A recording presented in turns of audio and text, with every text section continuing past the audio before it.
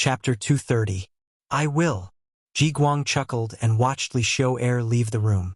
Chun Guan's concerned voice sounded. What's wrong? Are you hurt? Yes, I'm hurt. The other party didn't intend to take my life. Otherwise, I'm afraid I would have died last night. Speaking of this, Ji Guang's mood was very calm, as if he was narrating something that had nothing to do with him. But these words were so deafening in Chen Guan's ears. Who did it? Even you are no match for them? Yes. I'm not that person's opponent. Even if I was on guard, even if I brought a few subordinates, he could still easily kill me. Speaking of this, Ji Guang's mood became a little depressed. After all, in his strongest aspect, he had to admit that he was inferior to the other party. This made him feel unreconciled. But whether he was convinced or not, the reality was like this. He was indeed not Tai Hu's opponent. He couldn't even withstand one move. Feeling that Ji Guang's tone seemed to be disheartened, Chun Guan asked tentatively, was it that person who did it? Sigh. A long sigh. After what happened last night, Ji Guang thought it through and accepted it. Yang Qindong was not someone he could afford to offend. Moreover, this person ignored the law and acted extremely decisively and ruthlessly. He hadn't expected to make a move on his own accord, so he hadn't been on guard at all. Of course, if such an opponent was bent on targeting you, what could you do even if you were prepared? Forget it, Eunuch Chen. Some people are destined to be beyond our ability to deal with. If we have to force it, I'm afraid we will lose our lives. After being silent for a long time, Ji Guang said such words that Chun Guan could not believe. Are you afraid? Chun Guan did not believe that the always confident and arrogant Ji Guang would bow his head one day, and so completely. Yes, I'm afraid. Ji Guang admitted frankly. If that person wants to kill me, he can do it at any time. Tell me, Eunuch Chun, facing such an opponent, what do you want me to do? Would he continue to oppose that person until he lost his life? This time, he's targeting me. I'm afraid he'll harm Eunuch Chun next time. Listen to me and let go. Knowing that Ji Guang still didn't know what had happened to the other eunuchs, Chun Guan let out a long breath and said, actually, he didn't just target you. Just last night, there were 13 steward eunuchs who were targeted. If they were injured, if their lives were threatened. What? Ji Guang, who was half lying on the bed, suddenly stood up. He stared at Chun Guan and asked, is what Eunuch Chan said true? I'm not lying to you. Chun Guan shook his head, his eyes filled with disappointment, especially when he thought about how he had gone to the Yang family village to denounce them yesterday. He felt that it was so ridiculous. The other party had already made preparations and was just waiting for them to rush forward. They were so confused that they actually did as they were told. It was no wonder that they were scared and threatened. Chun Guan admitted it. This gave Ji Guang a big fright. His mind spun slightly. As if he had thought of something, he asked, Eunuch Chun, where is he right now? Although he didn't mention his name, Chun Guan still understood what Ji Guang meant. He replied, I just received news that he went to Chicken Crow Mountain yesterday afternoon. Went to Chicken Crow Mountain? Who went with him? Are the servants who usually follow him here? Thinking of a possibility, Ji Guang asked aloud. They're all there. Even the mercenaries guarding the Yang family bank, the immortal abode, and the sky beyond heaven are all there. They didn't do anything strange. Chun Guan said this somewhat painfully. His face turned even uglier. Hiss! When Ji Ning heard this, he also sucked in a cold breath. Yang Qindong had gone to Chicken Crow Mountain. This was to create an alibi for him. With a group of subordinates by his side, the others had no choice but to forcibly separate him from the attack on the eunuchs last night. But this was the most frightening thing. If those people were still standing there, it could only mean one thing. After leaving the capital, the Duke of Loyalty still had people he could use, and they were people they didn't know existed. Last night, it had been these people who had attacked. The mercenaries were already very frightening. Now an unknown and mysterious force had appeared. How could they not be shocked? When he thought about how there was probably a pair of eyes watching his every move, Ji Guang couldn't help but shiver, and then he shook his head. Forget it, Eunuch Chen. Listen to this official's advice and let him go. We'll tell Eunuch Jean the situation and let him beat and punish him. As for what he wants to do, that's his business. As for us, we'll just obediently stay here. What? But if we do that, Jining will inevitably look down on us. Chen Guan immediately retorted when he heard that Ji Guang was admitting defeat. So what if he looks down on us? It's better than losing his life. Besides, we gave him all of Wang Zhen's treasures. So we've done a great service. Even if we put on a show for others, he won't touch us right now. Ji Guang shook his head. He knew that after making this decision, the chances of him being put in an important position were extremely small. But when he thought about Yang Qindong's various tricks, he suddenly felt that he was invincible. Ji Guang's words echoed in Chen Guan's ears, and after thinking for a long time, he finally made his decision. Fine. You rest and recover. I'll go and speak with Eunuch Jean. Chen Guan left, and not long after, he went to the palace to see Jining. He gave her a detailed account of what had happened yesterday afternoon and last night. In the end, he stated his own judgment that the Duke of Loyalty still had a mysterious force in the capital that they couldn't see. This force was so powerful that they couldn't deal with it. Jining had just received Wang Zhen's silver and was in a good mood, but when he heard Chen Guan's report, his face paled again and again. He suddenly recalled the result of his agreement with Yang Qindong.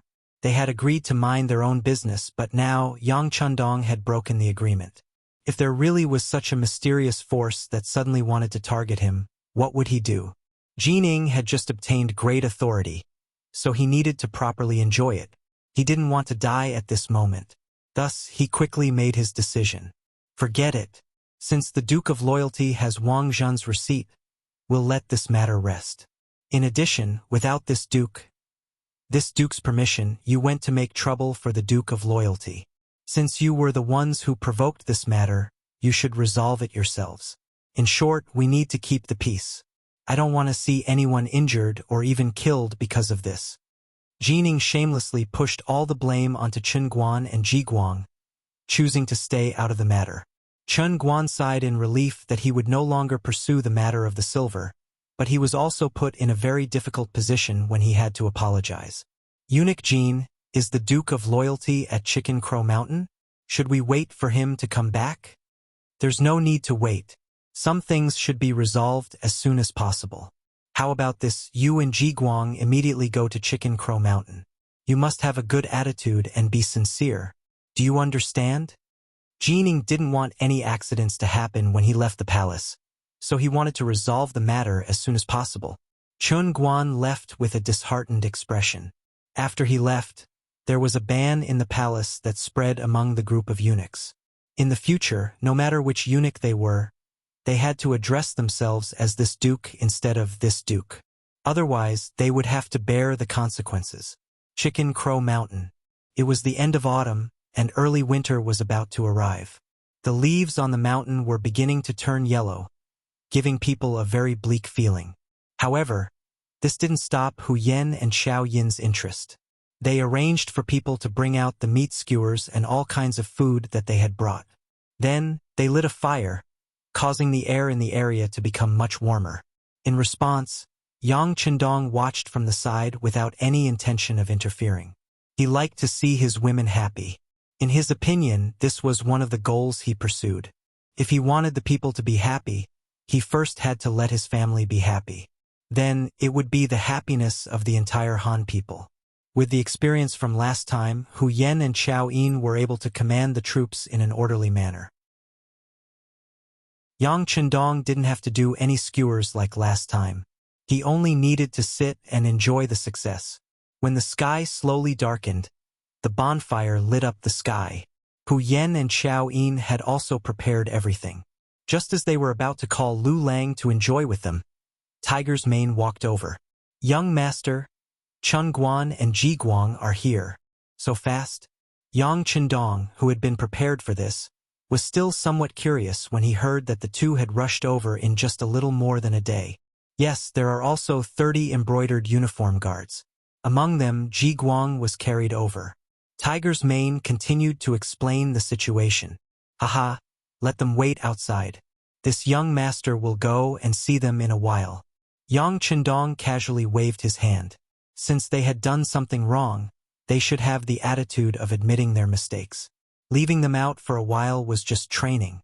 After sending away Tiger's mane, Yang Chendong followed Hu Yen and Xiao Yin to the bonfire. Everyone was waiting for them here. Outside, a few members of Cold Front were closely watching Chen Guan and Ji Guang's group. They had already been waiting here for nearly 2 hours. The weather at this time would become cold at night. The two of them didn't bring any warm clothing, so they felt a little cold. However, they could only endure it. This time, they were here to admit their mistakes. They weren't here to collect debts like yesterday. Chapter 231. A head eunuch of the Imperial Horse Directorate and a commander of the Embroidered Uniform Guard. Normally, they were lofty figures, but right now they were like children who had done something wrong, waiting for the adults to forgive them. On the other side, Yang Chendong was gargling his mouth after eating and drinking to his heart's content, while listening to Tiger's man's report on the information he'd received during the day. Oh, so Wolf's man and the others did well? Yes, they did very well. The process was clean and efficient. According to Yang San, it was beyond his expectations. Tiger's man replied in a low voice. Very good. Give them a collective third-class merit. Yang Chendong chuckled, then spat out the last mouthful of water in his mouth. Are they still waiting? They're waiting. Without the young master's permission, they wouldn't dare leave. Tiger's man's face lit up with joy, even though he hadn't been the one to do it. Seeing Qin Guan and the others lower their heads still made him happy. A hint of a smile flashed across Yang Chendong's face. Some people were just like that. They didn't want to be nice to others, and insisted on being beaten up before they knew what pain was. Forget it. It's already been 2 hours. It's getting dark, and they probably didn't bring any blankets. We can't keep them here for the night and then give them their things, can we? Tiger's man nodded in agreement. That's right. We'll just let them dry for a while. As for blankets and whatnot, we don't have any extra. Ha ha! Yang Chendong laughed heartily. Then, Tiger's man and Beta Persei led the way to where Chen Guan and Ji Guang were. No one knew what they talked about when they met. However, those who were observant noticed one thing. The embroidered uniform guard that had been standing guard outside the Immortal Abode Street had all disappeared. In their place were the soldiers of the warden's office. It was also from this time onwards that everyone really managed to keep to themselves on the surface. The Immortal Abode was still packed to the brim, and the Beyond Heaven's Gate was also bustling with activity. Batch after batch of rare goods were being sent out from the gate to different locations. People were walking around the Yang family bank, either depositing or withdrawing money. Everything was done in an orderly manner. Time passed by 1449, and it was the Spring Festival of 1450. The Spring Festival of the Great Ming Dynasty was the busiest time of the year, and it was also the time for families to reunite. The entire capital was bustling with activity. Even the commoners were like this, let alone the people in the palace. As the emperor, not only did he have to reward his subjects for their hard work over the past year, he also had to receive many foreign diplomatic missions. This was especially true for the Great Ming Dynasty, which was a grand and powerful country. There were many vassal states and countries that didn't want to be conquered. Every year during the new year, they would send envoys to pay tribute to show their submission or respect. This year was also Zhu Qiu's first time as emperor. In order to show their respect, the diplomatic missions from many countries were much larger than in previous years. For a period of time, it was common to see people in strange attire in the capital. The population of the capital was rapidly increasing, and the number of consumers was increasing by the day. The business of the merchants was getting better and better, and more shops were opening. The shops that Yang Chendong had bought at a low price were rented out. Even though the prices were a little higher, they were still in short supply, allowing him to make a small profit. The capital began to prosper once more. This was the scene of a peaceful era. Places like the Immortal Abode, which were usually bustling with activity, were now even more difficult to find. This was especially true after the drama of the war between the war god and the Walla, which attracted even more praise. Anyone who saw this drama felt their blood boil, and even after leaving the immortal abode, they were still talking about it. At this time, it was time for Dai Zong to summon soldiers, and because of this, many people were seeking to join him. The Great Ming's military was primarily supported by military households. The so-called military households were born soldiers. Your father was a soldier. After becoming a military household, as long as you gave birth to a son, he would have to become a soldier when he grew up. This also ensured that the number of soldiers in the army would reach a stable level. However, the Battle of Tumu Fortress and Shiheng's defeat had severely damaged the army, and its numbers were severely lacking. In these circumstances, Dai Zong Zhu Qiu issued the order for the first conscription after taking the throne. He had originally believed that the treatment of soldiers was poor, and that there wouldn't be many who wanted to join the army, perhaps even a few. He had never imagined that the drama in the immortal abode would cause many young people, and even a few scholars, to join the army. When the news got out, it caused an uproar among the nobles. The Great Ming despised the military and emphasized the scholarly, even suppressing the military. The treatment and status of soldiers in society had always been extremely low. But now there were scholars joining the army. Although it could be said that these scholars didn't have much of a future, for them to join the army was still a loss of face for scholars. Because of this, some proud literati hated Yang Chendong to the point that they even hated him. They believed that it was because of the drama in the immortal abode that this had happened, and that he was the main culprit. He had brought shame to all the scholars in the world. But just as they were discussing this, the Yang clan manor suddenly opened a Yang clan academy. To outsiders, it was said that the loyal and courageous duke had nothing better to do, and wanted to experience the feeling of teaching and educating people. But in reality, only he knew that this was for the future development of the Yangxia Academy. Even though there were many advanced books in Crimson City, they had all been forcefully instilled by Yang Chendong. Without coming into contact with them, seeing them, or even understanding the principles behind them, it was difficult for them to make any progress. This gave young Master Yang the idea of nurturing talents and sending them to Crimson City.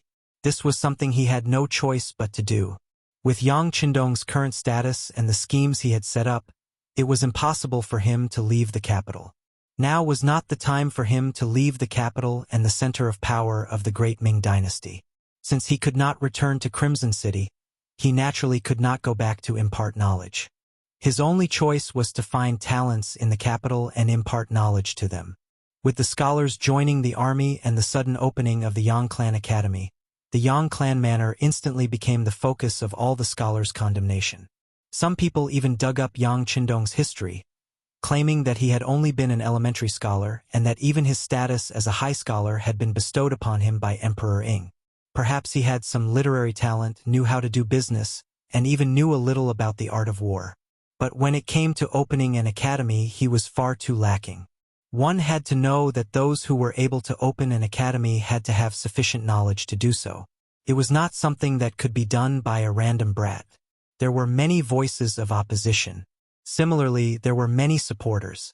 Because of Yang Chendong, many of his books were published, and he was hailed as the #1 prodigy of the younger generation. In addition, he had composed many new songs, earning him the title of Eastern Commander. He had saved Emperor Ing, defeated Walla, and protected the position of Emperor Dai. This caused his fame to soar, and he had many admirers in the army. How could such a person lack supporters? If this was in the future, Yang Chendong could probably create a Weibo account and have tens of millions of fans in just a few minutes. There were supporters, but there were also opponents. The matter became more and more serious. Eventually, the matter reached the imperial court and reached Zhu Qiu, the acting sect master. Zhu Qizhen had some headaches about Yang Chendong. Although this person was an official, due to his young age, he didn't seem to have the awareness of being an official. He had once been conferred the title of General of Agile Cavalry, which was equivalent to a second-rank official, but he had never attended the royal court. It was even very difficult for him, the emperor, to see him. In his own words, he was still young and too playful. He would talk about politics in the royal court later. Given that Yang Chendong's actions were always unexpected, Zhu Qiu agreed to his request. After all, he was also worried that this person would cause trouble today and tomorrow, causing headaches. However, he didn't expect that even if he didn't enter the royal court, he would still be able to cause trouble. It was like setting up a Yang family academy. You don't do good business, but learn the elegance of a scholar. Isn't this looking for trouble? Zhu Qiu had a headache. In the royal court, there were people loudly criticizing, but there were also many officials who lowered their heads in silence to show their support. He couldn't help but feel a little headache. My beloved subjects, the Duke of Loyalty and Courage has only opened an academy. As far as I know, he didn't recruit many people, only 50. This doesn't seem to be a big deal. Why do you need to bring it up to the imperial court? Your Majesty, that's not right. As soon as Zhu Qiu's voice fell, an old official stepped out from the crowd. He held a ceremonial tablet in his hand and had a serious and nervous expression on his face. Teaching and educating people is something that can only be done if there are great scholars and virtuous practitioners. Although Duke Zhongdan is quite good in other aspects, he is only a scholar. How can he take on such an important task? The person who spoke was called He Wenyuan. His courtesy name was Juchuan, and his title was Dongyuan. He was also called Dun En, and he was from Shujiang Town in Guangchang County. He Wenyuan was knowledgeable and well-versed in astronomy and geography. He was very talented in writing and was good at poetry. His works included Dongyuan Ji Yiting Sun, 4 books lecture, Records of Rights and Explanations, Dun and Memorial, Herdsman's Spare Book, Criminal Magistrate's Spare Book, and so on. At that time, he was the left assistant minister of the Ministry of Personnel. His appearance represented the attitude of the literati. It was a rejection of Yang Qindong's so-called Yang Academy. Speaking of which, Yang Qindong came from a famous family. He was the youngest son of Yang Rong, one of the 3 Yangs. He had also become a scholar at a young age, so he should have been a model scholar. However, he chose to be a merchant in place of an official and led the army into battle. He went from a literati to a semi-martial person and obtained the position of duke. He became a duke before the age of 20. This made many people envious, and many people secretly refused to accept it. They only thought that if they had the chance, they would teach Yang Qindong a lesson and teach him a lesson. After all, a person who reached the peak before the age of 20 that many people would never be able to reach in their lifetime would have such a mentality. Chapter 232. He had always been jealous, but he had lacked an opportunity to ignite it. Now that Yang Qindong was going to open an academy, He Wenyuan, as one of the great scholars, had to express his stance. That's right, that's right. With someone stepping forward, many of the civil officials nodded their heads in agreement, clearly showing their support for He Wenyuan. The reason why so many of the officials stood up to oppose Yang Qindong was not only because of jealousy, but also because of the rules of scholars. Did scholars have rules? Of course they did. Every profession had its own rules, and anyone who wanted to break them would have to pay a heavy price. It was normal for scholars to open academies to teach and educate people. Not only could he promote his name, but he could also take the opportunity to recruit more students, expand his influence, and also collect a lot of money. This was a typical way for scholars to make a fortune. However, because of this, not everyone could open an academy. If one did not have a certain amount of social influence or was not recognized by the group of scholars, opening an academy would only cause them to be criticized, because the scholars would not allow such a thing to happen. Otherwise, if anyone could open an academy, where would they be able to make a living? Whether it was out of jealousy or wanting to maintain their own status and influence, in short, if Yang Qindong wanted to get involved in the matter of starting an academy, they would definitely stop him. He Wenyuan stood up, and then several influential civil officials stood up to express their opposition. Zhu Qiu, who was sitting on the dragon throne, narrowed his eyes into a line. He knew how powerful the civil officials were, and he knew that deep down these scholars looked down on him. This was the disadvantage of only respecting Confucianism. This was because once upon a time, the founders of the Great Ming Dynasty had also been rejected by the scholars. It was only because the Great Saber and Great Stick were too powerful that they had no choice but to lower their heads. In fact, in the changing of dynasties, there were very few emperors who were truly recognized by the scholars. On the contrary, in their hearts, the true orthodox was Confucius's Kong family. That was their pilgrimage ground. With the change of dynasties, countless emperors fell from their horses, countless scholars were killed, and countless commoners were displaced from place to place. But no matter how one looked at it, the Kong clan had always stood strong. The Kong family was the epitome of a man's ability to submit and stand tall. The Mongols came to visit the Mongols, and the Manchus came to visit the Manchus. Li Zicheng had just entered Shandong and was still far away from Tsufu when he shouted, "Long live Emperor Yong Chong!" When Yuan Shikai proclaimed himself emperor, he said, "Ascend the throne as soon as possible to comfort the people." Zhang Sun was overjoyed after his restoration. Let the whole world celebrate. In 1937, before the Japanese army invaded China, Kong Deqing, the sage Duke of Yenqing, had a great interest in poetry. He advocated that China and Japan were of the same language and the same kind. The poem said, "Rivers, rivers, rivers, pearls, and streams are the same. How could there be different people in the same province?" This was a little confusing. Were you trying to express goodwill to the Locust Army? The longevity of the Kong clan was even greater than that of the imperial family. It was even a holy land for scholars in the world. Even the emperor sometimes had to look at his face when doing things. Just like Zhu Qiu in history, in order to make his son Zhu Jianji the crown prince, he actually bribed the officials of the imperial court. In the history books, the scholars of the imperial court received a special reward from the emperor, 50 taels of gold and double the amount of silver. Why would the Jingtai emperor Zhu Qiu want to reward the officials? It turned out that the reward this time was actually a bribe. The Jingtai emperor wanted to use the reward to shut the mouths of the officials, to keep their mouths shut. This was why the Minister of Personnel, Wang Zhi, looked at the gold and silver rewarded by the emperor and stamped his feet. He said, "What is this? I am ashamed to death." Even the emperor sometimes had to look at the faces of scholars, not to mention Yang Chendong wanting to establish an academy. With his status and qualifications, it was normal for him to be opposed and reprimanded by everyone. However, Yang Chendong had just made a great contribution and was given the title of Duke of Loyalty and Courage. Moreover, he was stripped of all his other powers. At this moment, how could Zhu Qiu make irresponsible remarks to him? Since the scholars weren't willing to let him establish an academy, he'd just let the scholars handle it. Thinking of this, his expression relaxed a lot.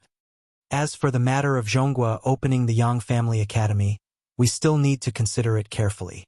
Of course, if there are any officials who disagree, you can go and reason with them. This is also a way to promote the culture of our great Ming dynasty. Zhu Qiu didn't say that he was against it, but he also didn't say that he was for it. If you have the ability, go find the Duke of Loyalty and Courage yourselves. This was also Zhu Qiu's answer. With the emperor's words, he Wan Yuan and the others immediately beamed with joy. They were worried that the emperor would agree. If that was the case, they would be going against the emperor's will if they went to the Yang clan manor. This could be used against them by the embroidered uniform guards and the Eastern faction guards. But now that they had the emperor's decree, they could do things with fewer misgivings. Immortal Abode. The streets were bustling with people and carriages, vividly displaying the prosperity of the capital. The Immortal Abode, where the world's best delicacies and best services were gathered. The sky beyond heaven, where all the world's rare treasures were gathered, and the Yang clan's bank had mountains of gold and silver. Because of this, the entire street was bustling with activity. If anyone who came to the capital didn't come here to take a look, they would be too embarrassed to say that they had ever been to the capital. This place had already become a symbol of the capital. This was especially true for the entrance to the Immortal Abode. Ever since breakfast, it had been packed with people. By the time the performance started, there wasn't a single empty seat to be seen. As the number of members increased by the day, it was becoming increasingly difficult to reserve a seat in advance. If even the members were like this, there was no need to mention the visitors. As the new year approached, more and more foreign ambassadors arrived. When they wanted to taste the delicacies here, they had no choice but to line up with the common folk of the great Ming dynasty. Even though most of those who could come here wore silk robes and had a certain level of status, it was still viewed as an insult to the common folk to line up with them. There had been a number of ministers who had disagreed on this matter. They said that the foreign ambassadors should be given special treatment to express the magnanimity of the great Ming dynasty. But Emperor Daizong had sent these memorials to Yang Qindong. The immortal abode was his place, so the decision was naturally up to Yang Qindong. Yang Qindong had only memorized the names of the people who had written these memorials, but he hadn't read their contents in detail. Why did foreign ambassadors have to be superior to others? Worshipping foreigners was a sign of weakness deep in one's bones. Since Yang Qindong had come, he would never allow such a thing to happen. Treating everyone equally was already extremely benevolent. If it weren't for the fact that he needed to earn money from the foreign ambassadors right now, he would have already issued an order that only Han citizens were allowed to enter. Yang Qindong's indifference meant that the foreign ambassadors who wanted to enter the immortal abode had no choice but to line up. Even though they were full of grievances and had expressions of displeasure, when they knew that the rules couldn't be changed, there were still people who came to line up outside the immortal abode. Today, there was a woman in the line with an indifferent expression. She was indeed an astonishingly beautiful woman. She was dressed in the women's clothing of the great Ming dynasty. Her skin was as white as snow, and her eyes were as bright as the moon. In particular, her exquisite facial features made men's hearts itch. Speaking of which, this woman had quite the background. She wasn't actually a citizen of the great Ming dynasty, but rather a Japanese who lived at sea. Her name was Ohara Junko. Among the many people in the queue, Ohara Junko was undoubtedly an angel. Her appearance also made some of the men who were originally shouting in the queue shut their mouths. It seemed that they all wanted to leave a good impression in front of such a beauty. Junko was also protected by a few guards who weren't very tall, but had cold eyes. This only served to highlight her noble status. Her identity was truly not simple. Junko's father was Hito, the current emperor of the Inner Garden of Japan. She had come to the capital of the great Ming dynasty to broaden her horizons and seek opportunities. Hito was the emperor of the Muromachi period, the 102nd emperor. He had ascended the throne on September 7, 1428. He was the great-grandson of Emperor Hito, the son of Prince Fushimi Masayoshi, and the adopted son of Emperor Gokomatsu. He was also known as the Emperor of the Inner Garden. During the reign of the Emperor of the Inner Garden, not only was there a rebellion between Tuichiki and Kaji, the dissatisfied people of the Southern Dynasty were also rioting, causing the political situation to become unstable. In addition, General Ashikaga Yoshimasa lived a life of luxury and enjoyed himself. His power was immense, and the emperor had to reprimand him. It was precisely because the domestic situation was unstable that the Emperor of the Inner Garden wanted to find a way out from outside. This time, when he heard that the new emperor of the great Ming dynasty defeated the elite cavalry of Wala, he sent an envoy with the intention of strengthening the relationship between the two countries and seeking some help. Junko came with the envoy for another purpose. According to the Emperor of the Inner Garden, if his daughter could be married to the Emperor of the great Ming dynasty, then he would have a powerful foreign aid, and at that time, his words in Japan would be much more powerful. In order to achieve this goal, the appearance of his daughter Junko was still a secret. At least before the matter was settled, it was not suitable to spread it out and attract the attention of other forces in the country. But now, Junko appeared in public so calmly because her matter had already come to an end. That was, the acting emperor of the great Ming dynasty had a new empress and more than a dozen concubines. It was difficult for her to find a suitable position to intervene now. Moreover, her son was too young and was still in his infancy. In any case, it was impossible for him to marry Junko and form an alliance with Japan.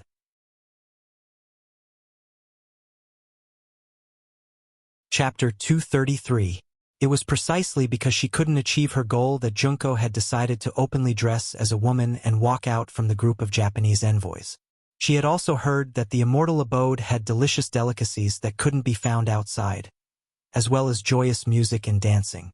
Her curiosity had been piqued, and she wanted to see what was going on. Junko had inherited her parents' strengths. and although she was only 15 years old, she was like the brightest star in the crowd. No one could ignore her even if they wanted to. Important news, important news. The Duke of Zhongdan has opened the Yang Clan Academy, and this has incurred the displeasure of some of the officials. Just a moment ago, the left assistant minister of the Ministry of Personnel, He Wenyuan, led a dozen Confucian scholars and officials to the Yang Clan manor to demand an explanation. An earth-shattering shout suddenly came from the crowd, causing many of the men who had been paying attention to Junko to change their minds. Who was Yang Qindong? There was no need for an introduction. There was no one here who didn't know him. Whether it was the immortal abode, the sky beyond heaven, or the Yang Clan Bank, they were all his handiwork. This was the idol of many young people, and now someone was going to cause trouble for him. This was definitely big news, and a rare occurrence. When the crowd heard the news, they all rushed toward the southern part of the city. They wanted to see how the Dong Shui would deal with He Wenyuan and the other Confucian scholars. At this moment, not only did the line outside shrink, many of the diners who had been eating in the immortal abode also walked out, causing the originally crowded street to become much emptier. With so many people leaving, those who remained were particularly conspicuous. Among them were Junko and several of her guards. Little Lin Kuan, did they go to see the Dong Shui? Junko's crisp voice rang out in somewhat awkward Chinese. Among the guards, a young man with a mustache was originally looking around with a serious expression. When he heard Junko's voice, he immediately turned around and nodded. Princess, they really did go to see the Dong Shui. According to the information we received, the Dong Shui is not in the capital, but in the Yang Clan Manor 15 li south of the city. The Yang Clan Manor? Junko also wants to go take a look. With a trace of desire in her eyes, Junko said in a moving voice, "This?" Xiao Lin hesitated when he heard the princess' request. In the capital, the princess's safety was guaranteed, but once she left this place, he truly didn't dare to guarantee anything. Not hearing Kobayashi's exact answer, Junko's face flashed an innocent smile. What's wrong? Could it be that Xiao Lin Kuan had no confidence in his own strength? My father has said that little Lin Kuan is one of the best of the younger generation in Japan. Even my father's guards are not much stronger than you. Junko's affirmative voice reached Kobayashi's ears. His body suddenly straightened, and at this moment he seemed to have become much taller. Well, since the princess is interested, Kobayashi will certainly fulfill her wish. Then let's set off now. All right? Thank you for your hard work, Korean Kuan. After her brilliant plan succeeded, Junko's face returned to normal, as if she wasn't the girl who was begging just now. Outside the Yang Manor, He Wenyuan and several other great scholars were standing in the square 50 meters away from the manor. None of them were wearing official robes. Obviously, they were going to question Yang Qindong in an unofficial capacity.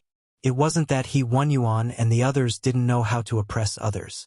On the contrary, it was precisely because they knew about Yang Qindong's achievements and knew that he was the Duke of Loyalty and Courage that they gave up showing themselves as officials. In fact, with their status, they really couldn't make Yang Qindong take the initiative to make any concessions. Yang Si and Yang Lu were standing 50 meters away from He Wenyuan and the others. They stared at everything in front of them, looking at the great scholars and the sea of people behind them. It was not an exaggeration to say that it was a sea of people. With a rough estimate, there were more than 1,000 people who came to watch the show. When they were all gathered there, the official road was already crowded with people. Even those who came later to watch the show had to stand by the roadside and the ditches. Since this place became the Yang Manor, it hadn't been so lively. Even when Yang Qindong got married, although there were many guests, there weren't more than 1,000. It was unexpectedly so lively this time. Naturally, Yang Si and Yang Lu, who were responsible for the security of the outer court, were a little nervous. Among the crowd, Junko also came here under the protection of Xiao Lin and the others. It had to be said that in many cases the use of money was still very great. When Xiao Lin took out some broken silver, he quickly let some people of the great Ming dynasty who came early to watch the show give up the best position. This also allowed Junko to stand in the most advantageous position and watch the battle between the scholars of this foreign country. He Yuan and the others came very early, but they weren't in a hurry to say anything. They were waiting for more witnesses to embarrass Yang Qindong. Now that the people had gathered, He Yuan and the others looked at each other and reached an agreement. In the end, it was the left assistant minister who stepped forward and said to Yang Si and Yang Lu, who were 50 meters away, "Is the Duke of Zhongdan so arrogant? We have been here for half a day. Why haven't we seen him? Could it be that he is afraid?" Afraid? How could our family's duke be afraid of scholars like you? Yang Si's eyes had a hint of ridicule as he stepped forward. Our family's duke is busy every day and has a lot of things to do. He doesn't have time to waste on you. If you don't have anything important to say, please go back. How could He Yuan, a great scholar, look good when he was despised by a scholar? But in the end, he had been an official for many years, and his face had long been trained. His anger only lasted for a moment, and he quickly calmed down and asked back, "You said that we are scholars, but does the Duke of Zhongdan look down on all scholars in the world?" Yang Si's face darkened when he was suddenly countered with a slip of the tongue. He wanted to refute something, but he didn't know where to start. After all, fighting with his fists was his forte, and in terms of talking, he was far inferior to the few Confucians. Seeing that Yang Si's face was burning with anger, but he didn't know how to answer, He Yuan looked up to the sky and roared, as if he had already won and done something satisfying. "The Duke has arrived." At this moment, a thunderous shout sounded. Yang Qindong, dressed in green and holding a folding fan, approached from afar under the protection of Tiger's Mane, Beta Persei, and the others. Although it was only a seemingly casual green robe, as Yang Qindong's footsteps continued to approach, a wave of pressure swept over He Yuan and the other great scholars. Even the commoners who were closer to them to watch the show felt a sense of oppression. It was as if they were not facing a group of people, but a prehistoric divine beast. Yang Qindong was always like this, giving different people different feelings. As a friend, he was as warm as the sun. As an enemy, he was as happy to suppress them like a storm. When did this duke say that he looked down on scholars? Scholars are a part of this society, just like farmers, merchants, and workers. They can all create value and contribute to the progress of this society. They are all worthy of respect. Before he even arrived, his voice was already heard. It was just one sentence, but it attracted loud cheers from the people who were watching the commotion. Most of the people who came to watch the show were farmers, merchants, and workers. Yang Qindong's words had attracted everyone's consensus, and he had instantly changed his role and become the spokesperson of these people. How could it not arouse everyone's good feelings? However, He Yuan and the others who heard this sentence also had ugly expressions on their faces. Regardless of whether others could hear it or not, they heard it very clearly. That was, this loyal duke had compared farmers, merchants, workers, and scholars. Just from this point alone, it was inevitable that they would feel dissatisfied. During the Great Ming Dynasty, not everyone could go to school, nor did they have the opportunity to. Firstly, the cost of studying was high, and it was necessary to hire good teachers to teach, which required money. Secondly, scholars also paid attention to the difference in family background. If one did not have a good family background, even if one went to school and did not have a recommendation, it would be difficult for one to have a bright future. Often, one could only write letters for others and work as an accountant. That was also very difficult to be looked down upon. Thirdly, the proportion of scholars who eventually became a shotsi, an imperial scholar, or an official was relatively small. Many people might have studied for a lifetime, but it would be difficult for them to become a shotsi until they died. It was a waste of money and time, and there might not be a good result. This made most of the people unable to bear it. There were statistics in the history books, and the proportion of scholars in the Great Ming Dynasty was less than 1%. In other words, it was difficult to find one scholar in 100 people, which made their status even more noble. Yang Qindong classified them as ordinary people, so it was no wonder they were angry and did not give him a good face. "Loyal Duke? This official knows that you are good with words, and I also know that you have some talent, especially in storytelling, which is beyond the reach of ordinary people. However, establishing an academy is not something that can be done by relying on a few absurd stories. That will only mislead the students, do you understand? He Wenyuan cleverly did not argue with Yang Qindong about the status of scholars. Instead, he went straight to the point, saying that Yang Qindong's ability was limited, and that he was not qualified for such a big matter as opening an academy. This official does not know. Yang Qindong waited for He Wenyuan's voice to fall, and straightforwardly shook his head. This official only knows that teaching and educating people is a matter of great virtue. Being able to let the common people of the world know more words and understand more knowledge is the way of the good. In order to achieve this goal, this duke's teaching will not charge a single copper coin for tuition, and 2 meals will be provided. If the student is talented, this duke will recommend a suitable position for him or her, so that he or she can bring honor to his or her ancestors and family.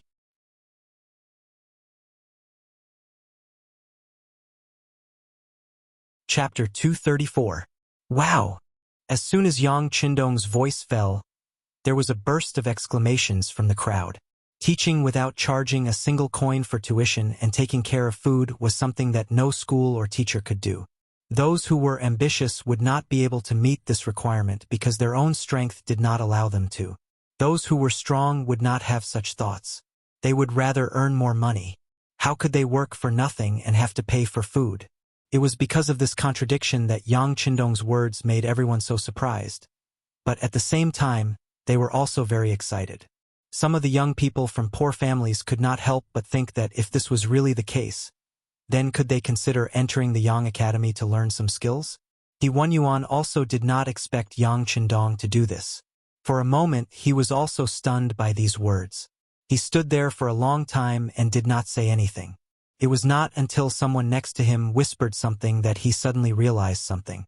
He looked at Yang Qindong with a mocking expression and said, "Duke of loyalty and courage, this official knows that you are very good at doing business, but teaching people knowledge is not teaching them to do business.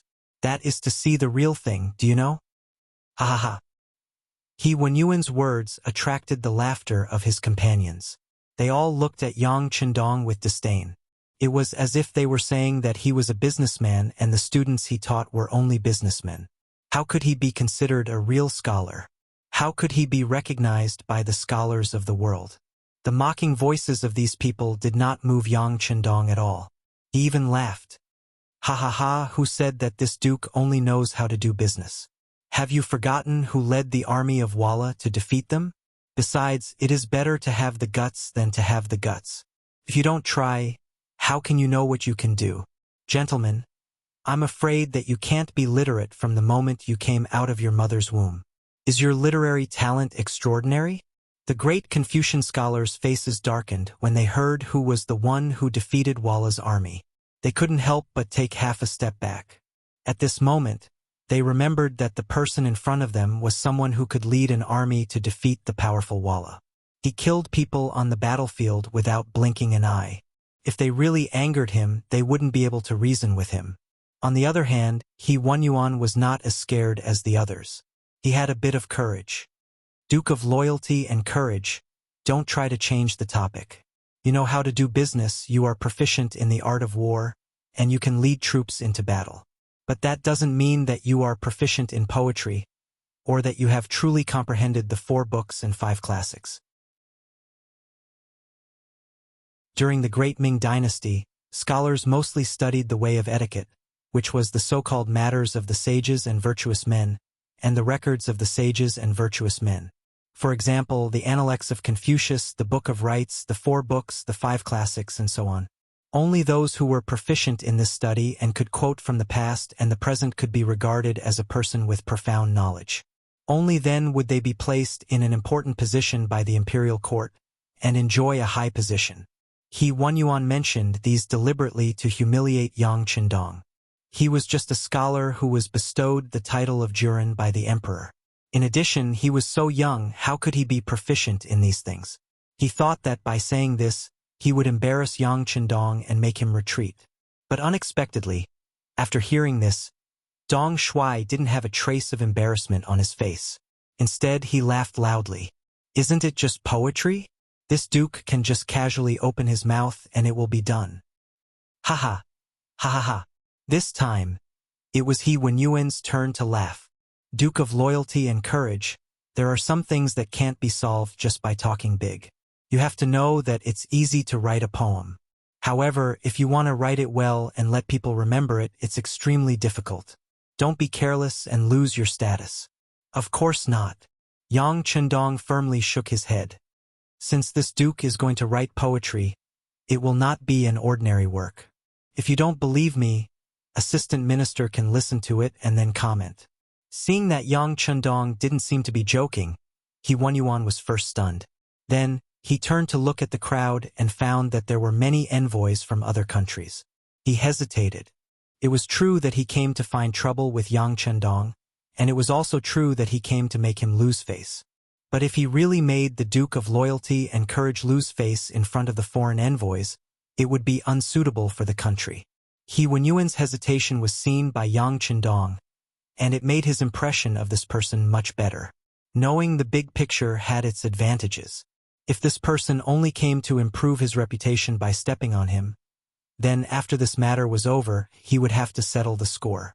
Since He Wenyuan was in such a difficult position, Yang Chendong didn't give him a chance to choose. He, who was originally very confident, opened his mouth and said, "I saw it."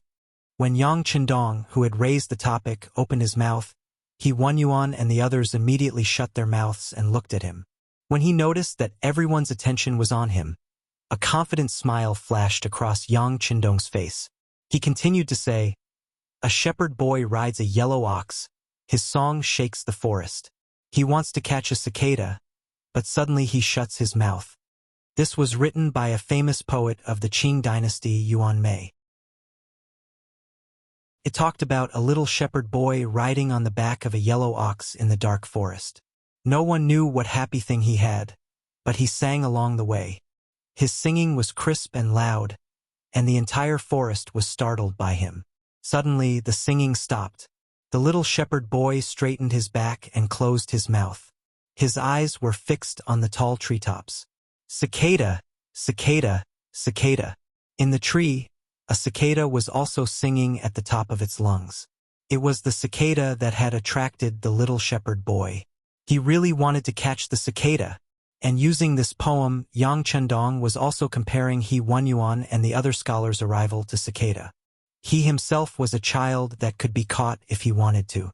Comparing a poem to a person, the moment I saw it came out. The expressions of He Wenyuan and the others could not help but change greatly. However, this was not the end. It was only the beginning. Yang Chendong's footsteps moved slightly. After taking half a step forward, he opened his mouth and said, "Lotus, an autumn cloud with a speck of red, 10 lotus leaves and 5 flowers. There's no need to close the door to sleep by the lake. The cool breeze fills the house every night. Water dragons chant, White Lotus, who removed the red coat for. The green room welcoming the dawn frost. The Huansha people go, the Lingbo people stay, the crystal palace. A few pavilions, 10 miles of silver pond. The cold fragrance blows everywhere. In the dusky gull and heron. The bright flowers of the night, deep and indistinct. What's more, the clouds are clear and practiced.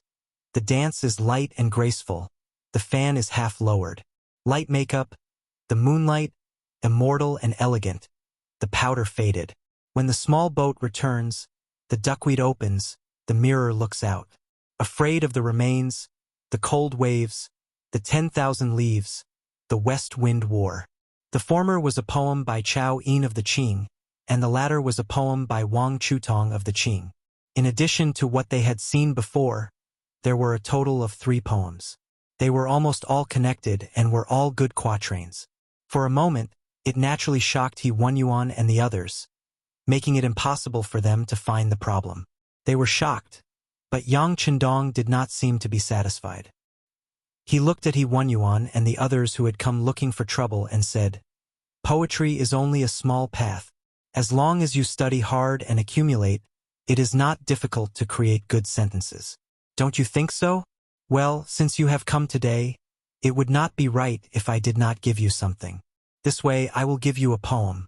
You must listen carefully. If there is anything you do not understand, you can come back and ask me. Ha ha ha. Yang Qindong's proud laughter fell into the eyes of He Wenyuan and the others, making them angry. No matter what, they were people who had been studying for half their lives. Yang Qindong would only be 20 years old during the new year. Even if he could compose a quatrain, it would be impossible for them to ask for advice. This was simply an insult. Everyone looked at Yang Qindong with a few more traces of anger and annoyance. On the other hand, He Wenyuan seemed to have a pretty good ability to calm himself down. When he looked at Yang Qindong, he said, I wonder what loyal and gallant Duke has to teach us. We are willing to take a look. If there is something we don't understand, we can naturally ask for guidance. However, if you say it out loud, we will understand immediately.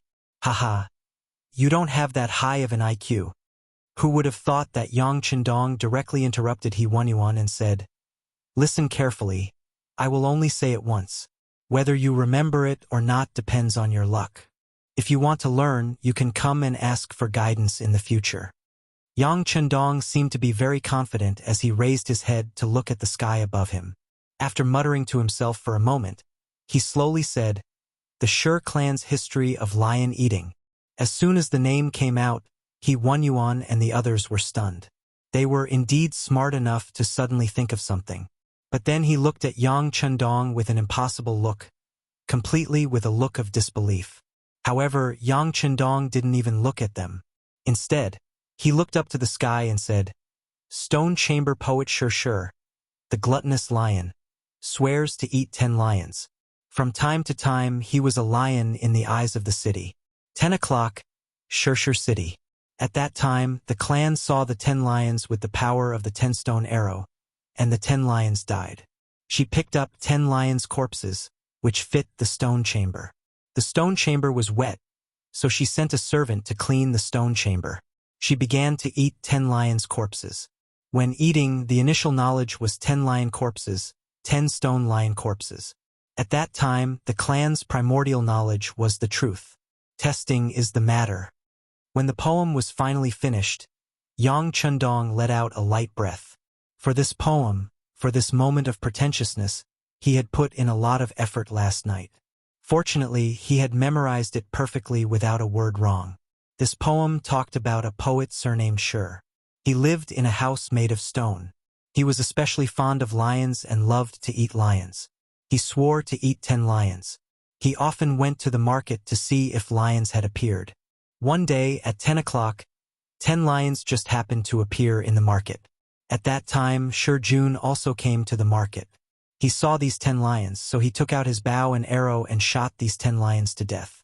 Shi Jun then picked up the 10 lion corpses and prepared to move them to the stone chamber where he lived. Unfortunately, this stone chamber was very wet. Shi Jun told his servant to wipe the stone chamber clean. After the stone chamber was cleaned, he began to try to eat these 10 lion corpses. When he was about to eat, he realized that these 10 lion corpses weren't real lion corpses, but 10 lions made of stone.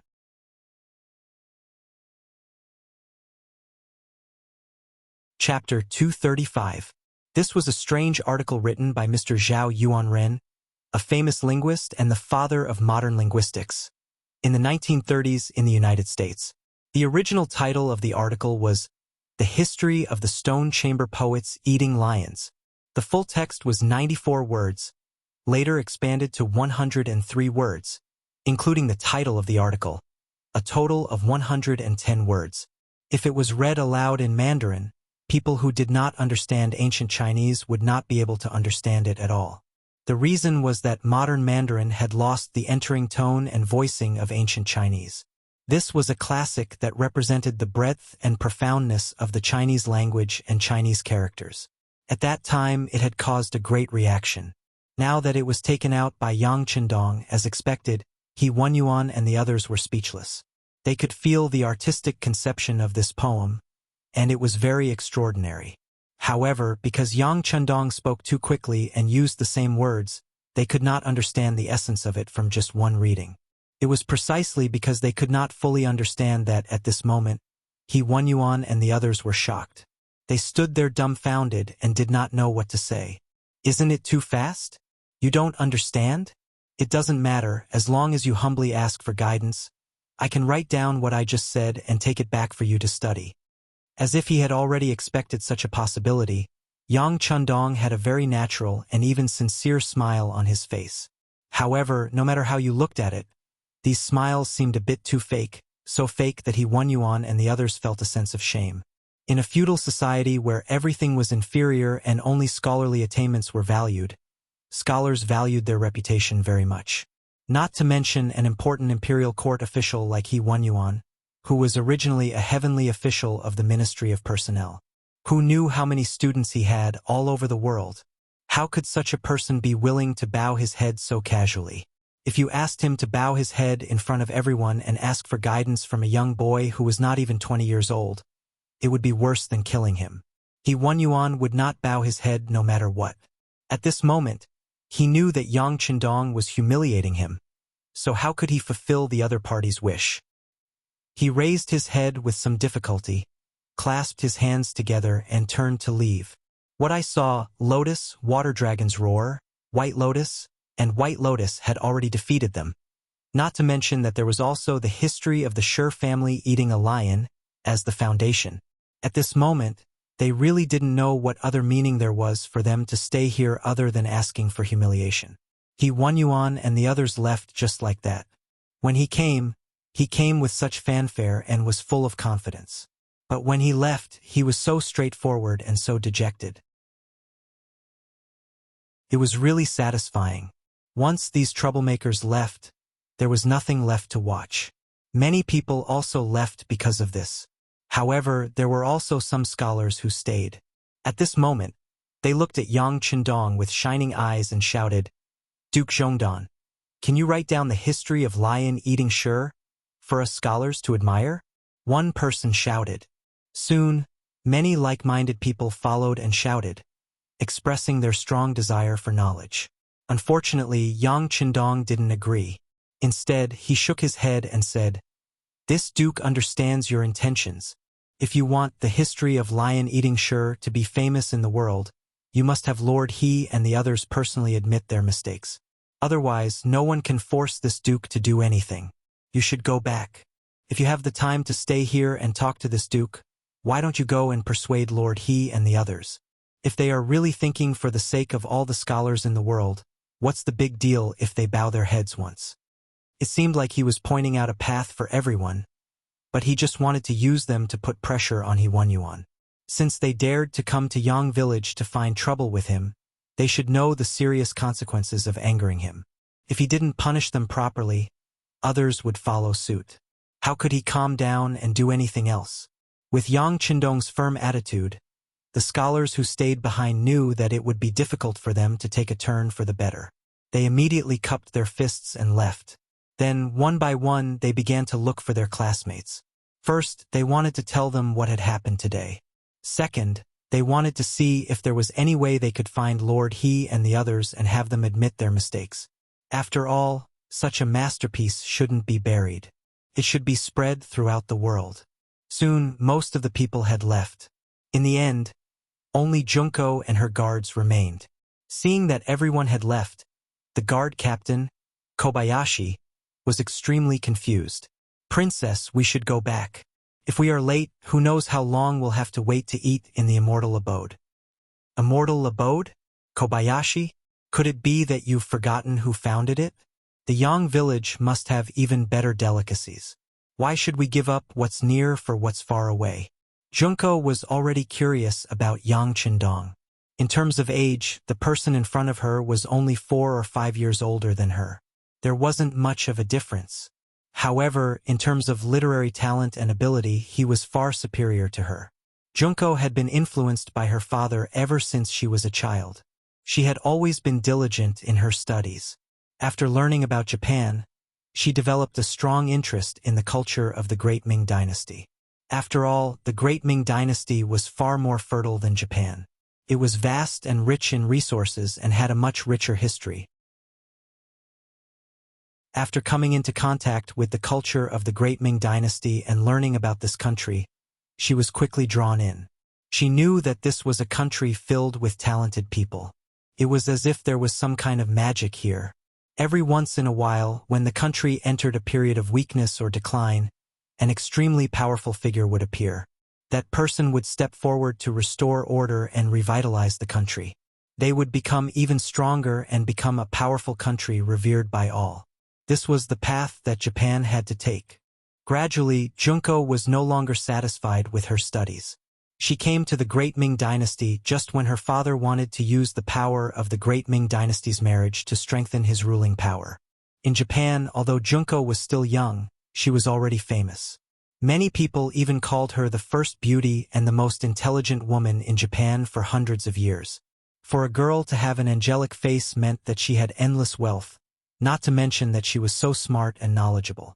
If she stayed in Japan, she would have achieved something in the future. However, she didn't do so. Instead, she chose to come to the Great Ming Dynasty. Even if she knew that by doing so, she might have to live with a person she didn't like and didn't know. However, she still didn't regret it. This was because she admired the culture of the Great Ming Dynasty. Now, knowing that the marriage with the Great Ming Dynasty's imperial family might be difficult to continue, Junko's goal this time no longer existed. It was impossible for her to say that she wasn't disappointed at all. But now, she met Yang Chendong, the youngest upstart in the Great Ming Dynasty. He was the youngest person to become a duke with his own hands. His performance just now was so free and easy. He was so smart and knowledgeable. Wasn't such a person the kind of person she wanted to know and find? At this moment, Junko suddenly had an idea. That was, she wanted to stay. She wanted to get in touch with this loyal duke of the Great Ming Dynasty. She wanted to see if he was really talented or just an ignorant and incompetent playboy.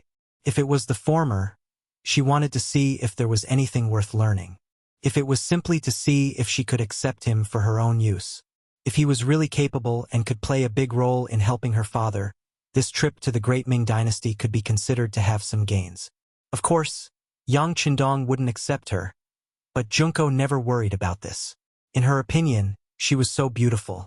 In Japan, even men who were about the same age as her father, or even a lot older than her father, couldn't help but show a greedy look when they saw her. This was where her charm lay. She firmly believed that Yang Chendong would be like other men and would comply with all her requests. After telling the guard Captain Kobayashi that she wanted to stay here for a while, Junko strode forward and turned around. She chased after Yang Chendong, who was walking towards the courtyard of the Yang family manor. "Loyal Duke, please wait." The voice of an oriole spread out along with the wind. Yang Chendong, who was striding forward, felt a slight vibration in his ear. His footsteps slowly stopped. It was said that one could recognize a woman by smelling her fragrance, but at the same time, some people also said that a woman's voice was also a kind of name card. When a man heard a beautiful voice, he couldn't help but imagine what the owner of the voice would look like. Just like now, Yang Chendong, when he heard this voice, he had an urgent idea to see what kind of woman could make such a beautiful voice. His footsteps stopped, and his body slowly turned around. When he looked up, his eyes just happened to meet with Junko's gaze. Junko was more than 1.6 meters tall. Perhaps because she was still young, her figure was slightly petite, but it made her have the gentleness and grace of a woman in the Great Ming Dynasty. She had a lock of beautiful hair that fluttered in the wind. Her eyebrows were slender and long, and her eyes were full of charm. Her nose was straight, and her cheeks were slightly flushed. Her lips were tender and alluring, and her dimples were as white as snow. Her skin was as white as jade, and her skin was as white as jade. On her oval face, her eyes were quick-witted, and there was another kind of moving charm in them. At this time, Junko was looking at Yang Chendong with a smile. Her smile was so pure and so clean that Yang Chendong couldn't help but have a feeling that she was an angel in the world. This was the first time Yang Chendong saw Junko, and he had to admit that he was indeed shocked by her beauty. Standing there, he showed a rare look of loss of self-control and stared straight at her for 3 seconds.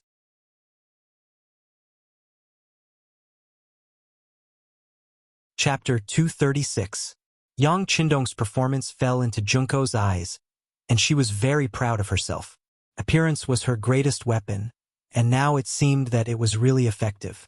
Presumably, no matter what kind of request she put forward next, this loyal duke of the great Ming dynasty would definitely not refuse. Junko's pride lasted for 3 seconds. When she wanted to see Yang Qindong's performance, to her disappointment, he actually returned to his previous indifferent smile.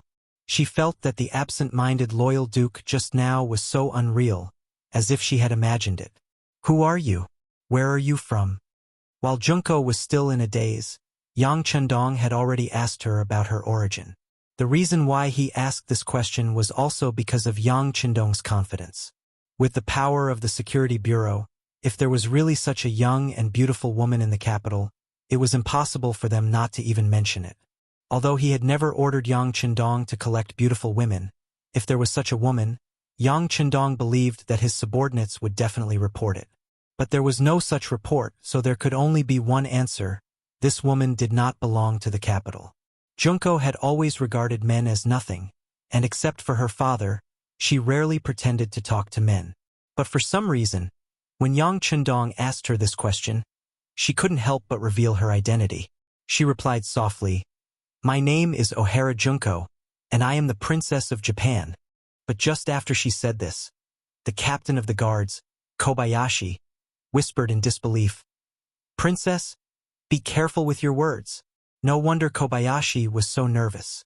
It was because Junko's identity had never been disclosed to the outside world. Even the Ministry of Rights of the Great Ming Dynasty did not know about her existence. But now she took the initiative to reveal it. No wonder he was so anxious. "I'm sorry, Kobayashi. I forgot myself." Junko, who heard the reminder, immediately blushed. She knew that she had made a mistake, and it was not a small mistake. She immediately whispered to Kobayashi in Japanese. The conversation between Kobayashi and Junko was in Japanese, and there was not much difference between it and the Japanese of the later generations. But in the relatively isolated Great Ming Dynasty, there were very few people who could really understand this language, and Yang Qindong was one of them. In his previous life, he went to Japan to perform many tasks, so naturally he was very familiar with the language there. At this moment, he naturally heard the conversation between the master and servant.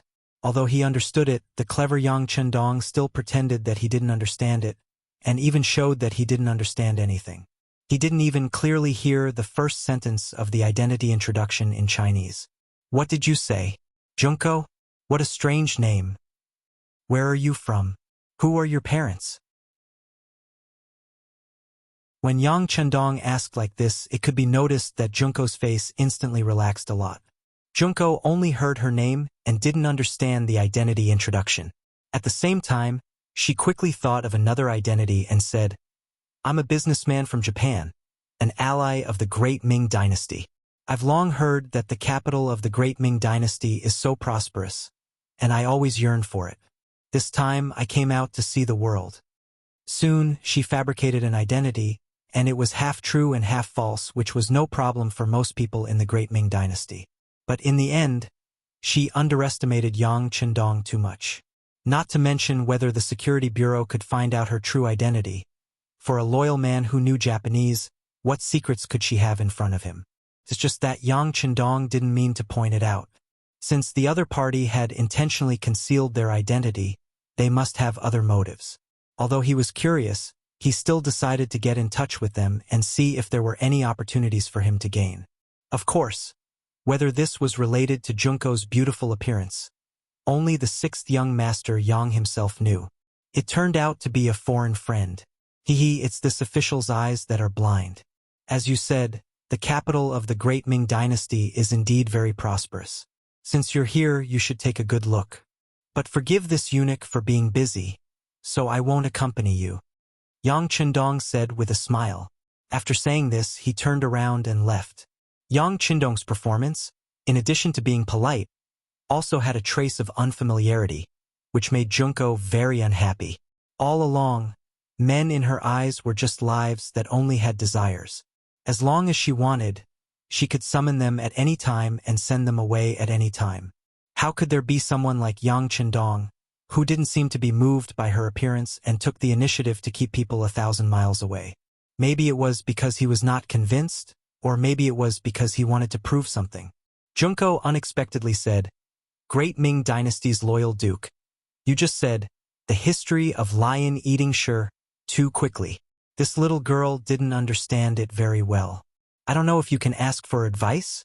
This little girl actually admires the loyal duke very much. While speaking, Junko also showed a shy look as much as possible. This was what she learned from the concubines in her father's imperial palace.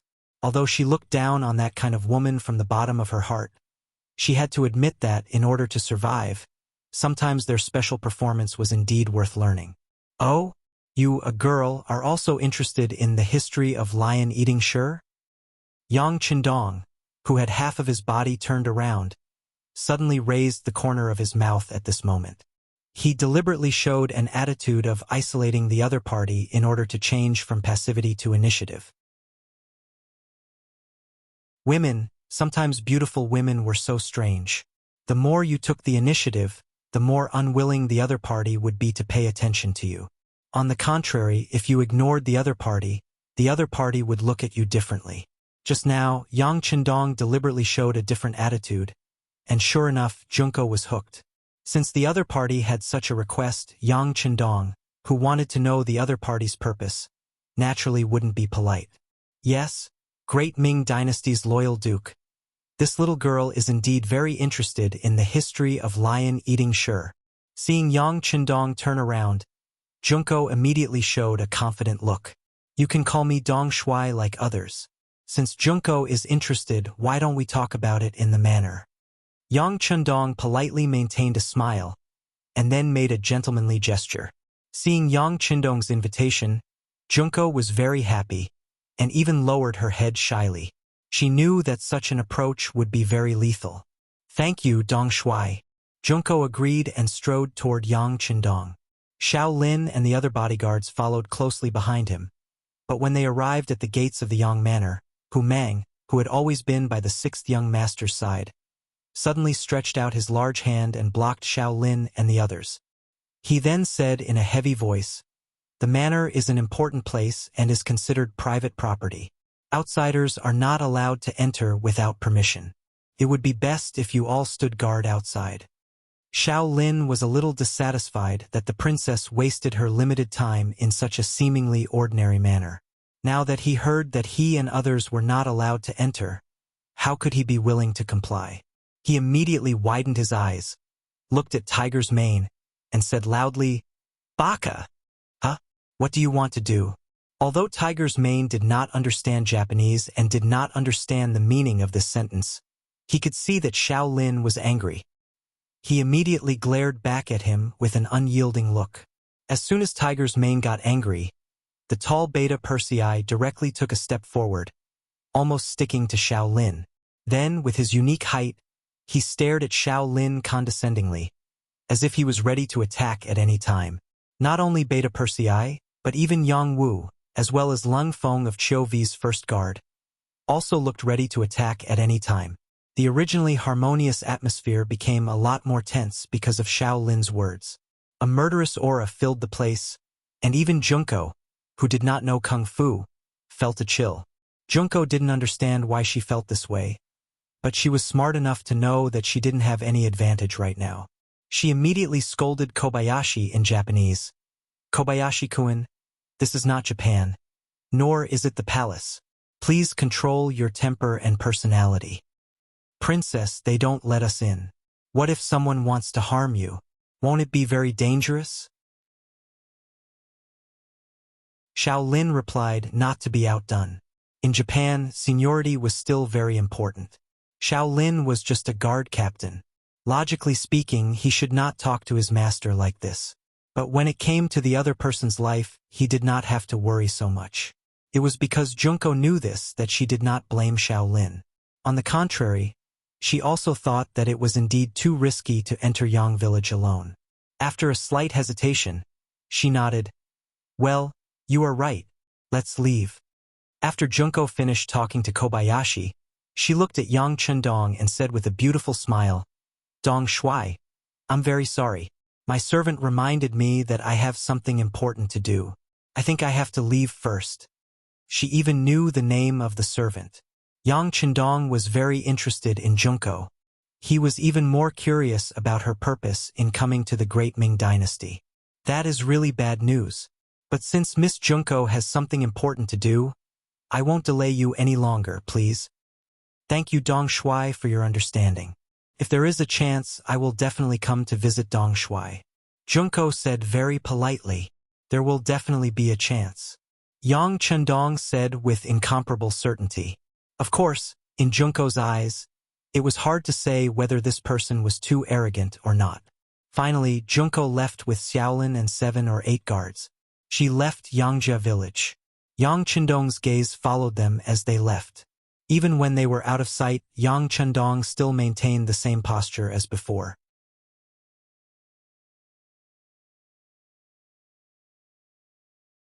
Chapter 237.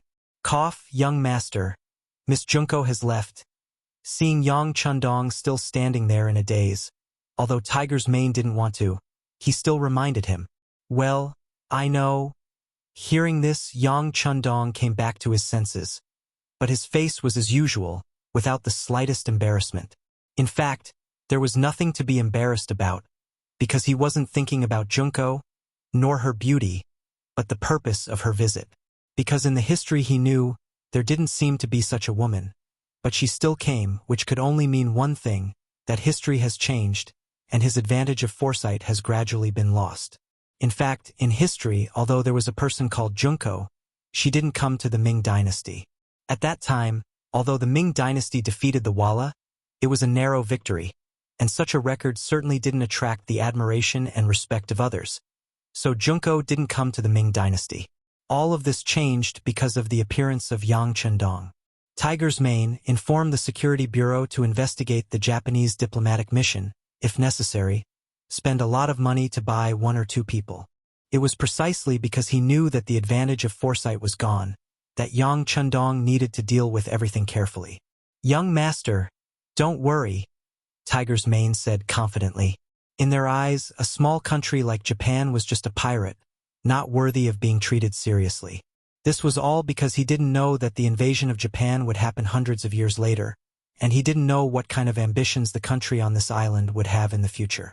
But Yang Chendong knew, instinctively, he never underestimated this country and its people, so he paid special attention to anything related to them. With the order of the 6th young master, the Security Bureau quickly and effectively operated. Soon, they bribed a cook from the Japanese diplomatic mission with a large sum of money. From the cook, they not only learned about Junko's situation, but also made a rough outline of the political situation in Japan. The information was sent to Yang Chendong's study early the next morning, and after the 6th young master spent a lot of effort to deal with Hu Yen and the other girls, he saw the latest information on the table. Junko's appearance naturally couldn't be hidden from Hu Yen and Xiao Yin, the 2 girls who stayed in the manor. In fact, Yang Chendong didn't need to hide it from them. It was precisely because of this that Hu Yen and Xiao Yin felt a sense of crisis when they heard that a beautiful girl, who was only 15 or 16 years old, had appeared outside the Yang family manor and met with the 6th young master. After some discussion, they immediately notified Madame Shui and Madame Xiang, who were still in the capital, who were editing the program.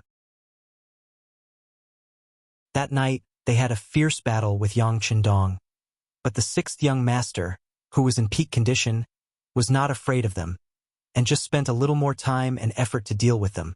In the morning, Yang Chendong saw the information on the table, and it gave him a general understanding of the current situation in Japan, and at the same time, he quickly came up with a way to deal with it. Once, the non-mainstream crosstalk actor Guo Digang said, "Give me 3,000 urban management, and I can flatten Tokyo." Yang Chendong also had such a dream, but it could only be a dream. Under the premise of world peace, such a dream was destined to be impossible and impossible to achieve. But now it was different. Although it was still the same world, it was hundreds of years earlier, and the world had not even experienced the First World War. Some of the powerful countries in history were still in the early stages of development, and some, such as the United States, had not even appeared yet. With such a good opportunity, Yang Chendong would of course make the first move, and the so-called powerful countries could go to hell. There could only be one order in this world, and that was the Han people were the masters, the Han people were the center, and the Han people's will was the world's will, and the Han people's thoughts were the world's thoughts. Since that was the case, there was no need for Japan to exist, and it was inevitable to understand them in advance. Yang Chendong also thought about this problem when he had nothing to do. Japan was different from some Western countries, and they actually had some relations with the Han people. Some people even said that Japan was a branch of the Han people, and there was a basis for it. Although it was not accepted by the world, one thing was true, and that was, other than the language, the Japanese looked the most similar to the Han people. Should such a country be completely destroyed, or assimilated for his own use? If it was the latter, what should he do? Junko's appearance was an opportunity to let Yang Chendong see the opportunity to break the fortress from the inside. Come on, inform Yang San. Let him spread the news and do it like this. Calling Tiger's mane in front of him, Yang Chendong whispered. In a medium-sized inn in the capital, Junko had just woken up, but looking at her state, it was obvious that she did not sleep well last night. After coming out of the Yang village, Junko did not idle, but did a lot of work and understanding. But the more she did so, the more Yang Chendong's name lingered in her mind. Previously, she only knew that the army that defeated the Walla was led by a loyal duke of the great Ming dynasty. In the future, it was just a matter of relying on the strength of the army and the number of people to win. But after yesterday's trip to Yang village, Junko had a certain understanding of him. She realized how young and talented this Duke of Loyalty was, and how he managed to achieve what he had today. Yang Bao, Immortal Abode, Heaven Beyond Heaven, Yang Family Bank, and Yang Family Bank, one after another, especially the most mysterious mercenary group. When all this information was gathered in front of Junko, she could not even look down on this person. Princess, what's wrong? Did you not sleep well last night? Captain Kobayashi walked into the room at this time, and when he saw Junko's slightly haggard appearance, he immediately asked with a face full of surprise. Kobayashi was secretly happy to accept the task of protecting Junko. He was also a man, and a young man at that, so he naturally liked Junko's appearance very much. But he was very clear about the difference between his identity and the princess's. It was impossible to be together, but being able to have close contact with her, how could it not be a kind of satisfaction? Therefore, in his heart, Kobayashi cared a lot about Junko. Seeing that the princess seemed to be in a bad mood, he naturally turned pale with fright. It's nothing, Kobayashi. I just miss my imperial father a little. By the way, I'll have to trouble you to collect information about this loyal duke. The more the better, and the more detailed the better. Please.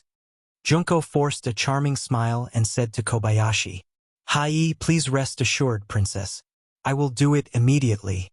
Kobayashi saw that the princess was so happy with him, and was naturally very happy. He immediately agreed and turned around to carry out the task. But what Kobayashi did not know was that not long after he left, the Japanese diplomatic mission arrived in the vicinity of the inn and began to investigate. This time, the Japanese diplomatic mission sent a lot of people, and many of them were representatives of merchants. They wanted to investigate the Great Ming Dynasty's market and see if there was any possibility of further trade relations. While deepening the understanding between the two countries, it would also enrich the Japanese economy.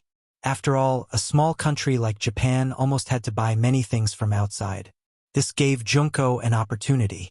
After spending a lot of money to get a place, she disguised herself as a man and hid in the diplomatic mission. Logically speaking, she was not discovered all the way. Now that she had successfully arrived at the Great Ming Dynasty's capital, the possibility of being discovered was even smaller. But all of this was ruined by the appearance of Yang Chendong. Not long ago, the head of the Japanese diplomatic mission, Aoki Yuki, received an important message from his cook.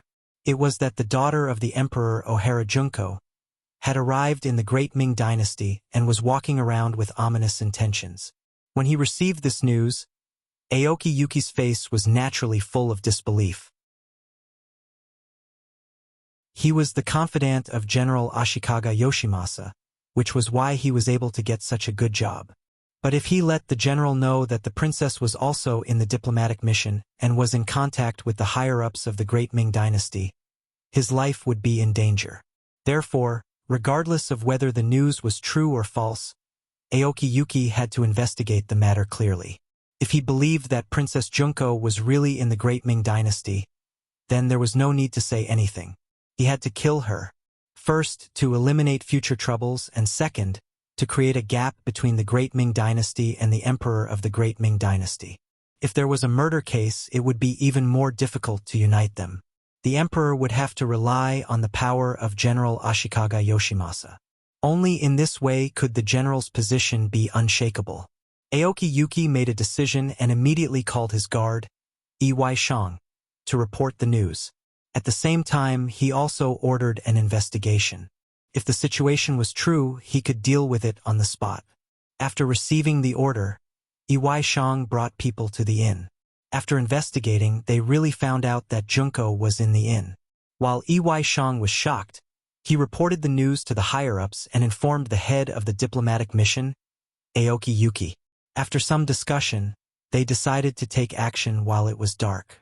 They had to kill Junko and the others in the capital of the Great Ming Dynasty. Through the cook who was bribed with money and the observation of the Security Bureau spies, Yang Qindong easily determined the decision and mission of the Japanese diplomatic mission. He immediately laughed. Very good, the young master naturally won't let go of the opportunity. A hero saving a beauty? This young master likes it very much. Immediately after Yang Qindong sighed, he also made a careful arrangement. In the evening, Xiao Lin, who had been running around all day, rushed back with a few guards. According to the instructions of Princess Junko, they collected a lot of information about Yang Qindong.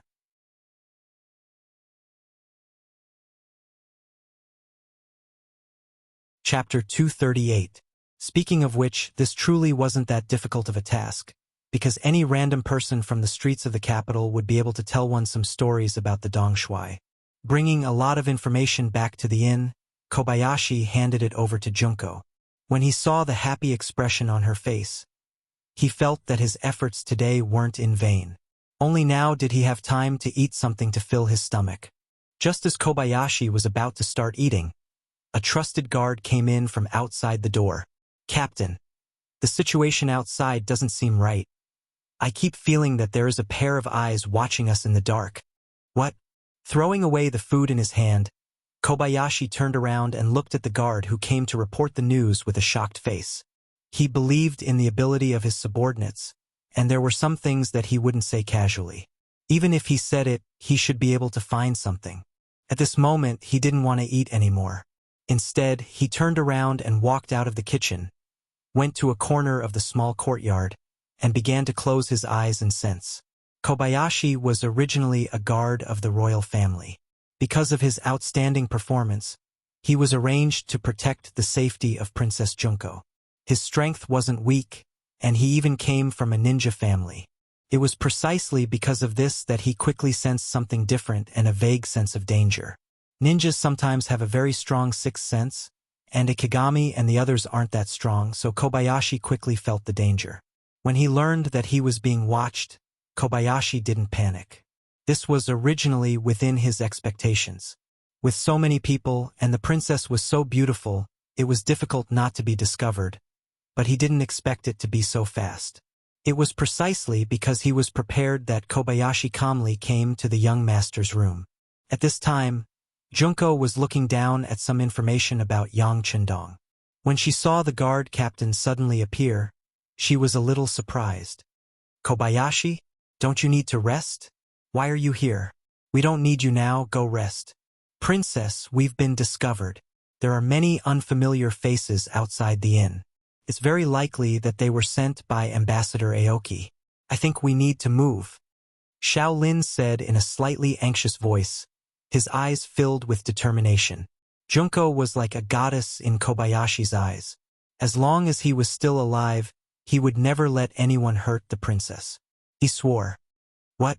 Junko said in Japanese in surprise, and then a hint of nervousness appeared on her face.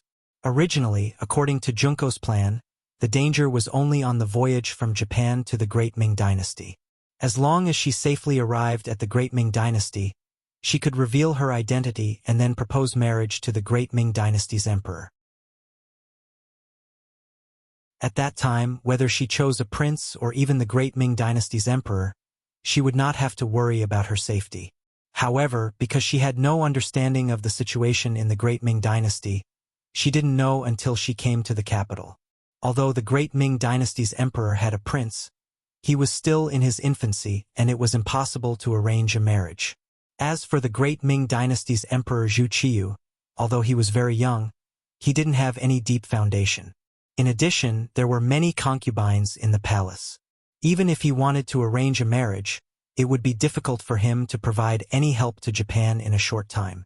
Not to mention that the Great Ming Dynasty was now ruled by 2 emperors. She hadn't even solved her own problems. It was even more difficult to get support.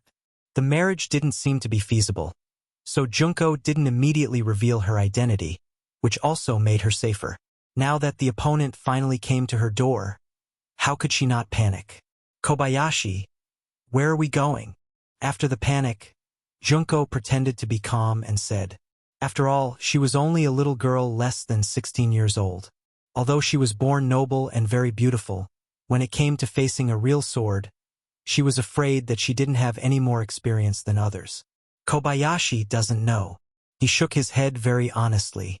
Princess, you can choose to reveal your identity and marry the Great Ming Dynasty's emperor as a concubine, or we can kill our way out of the capital, find a place with a coastline, and find a boat to return home.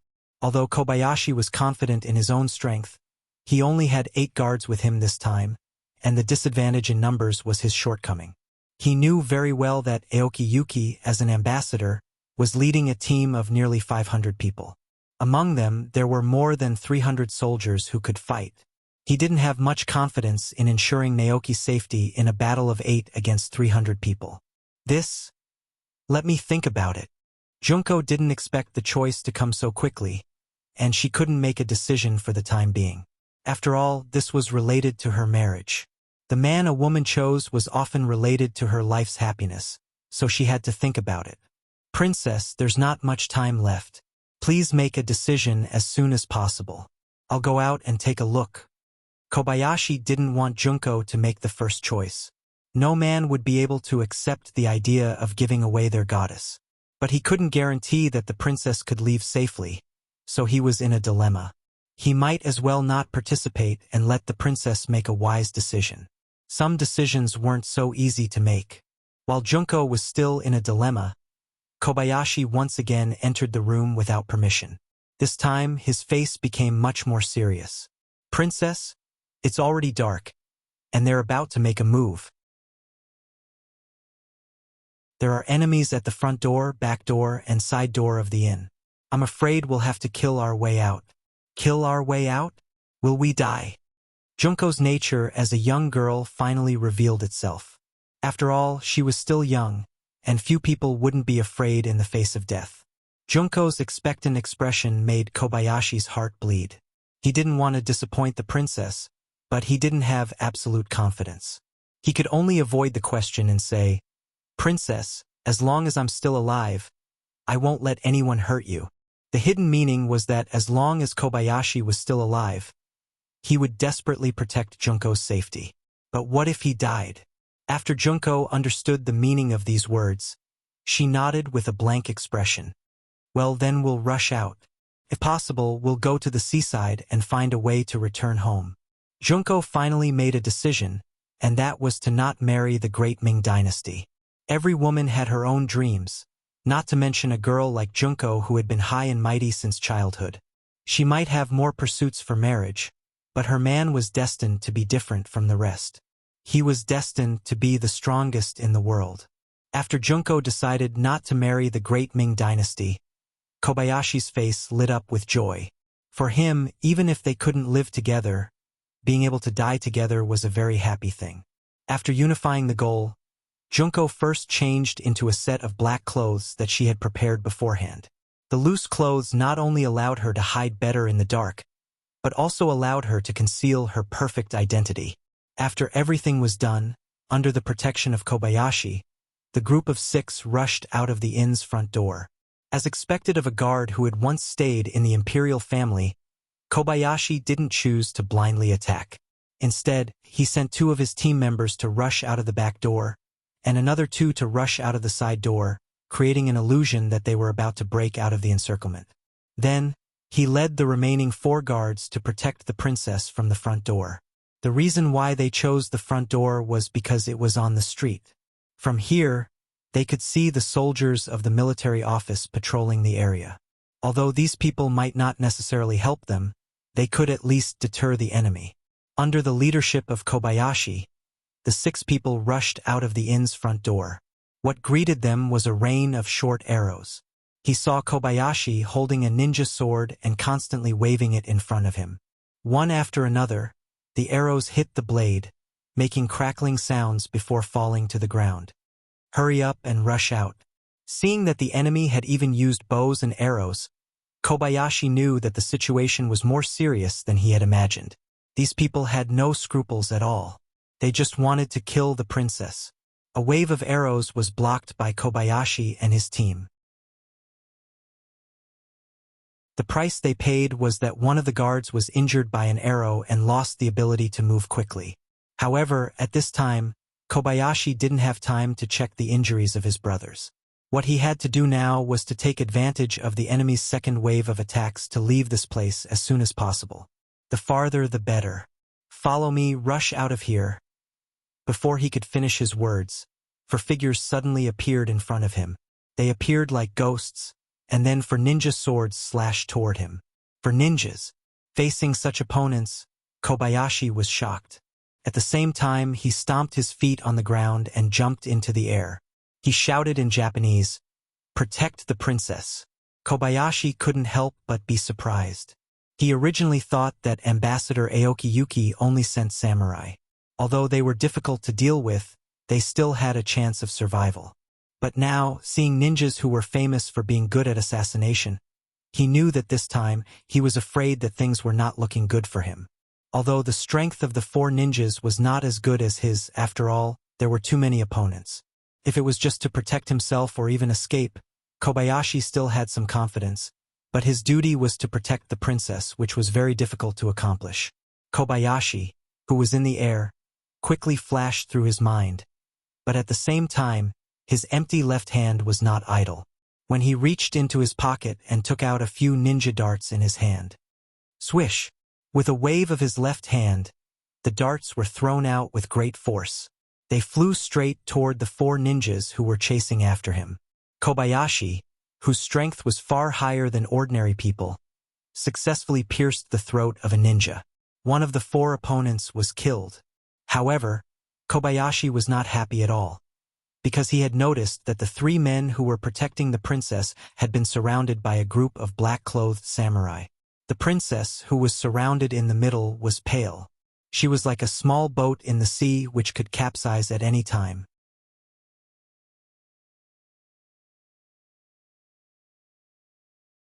Chapter 239.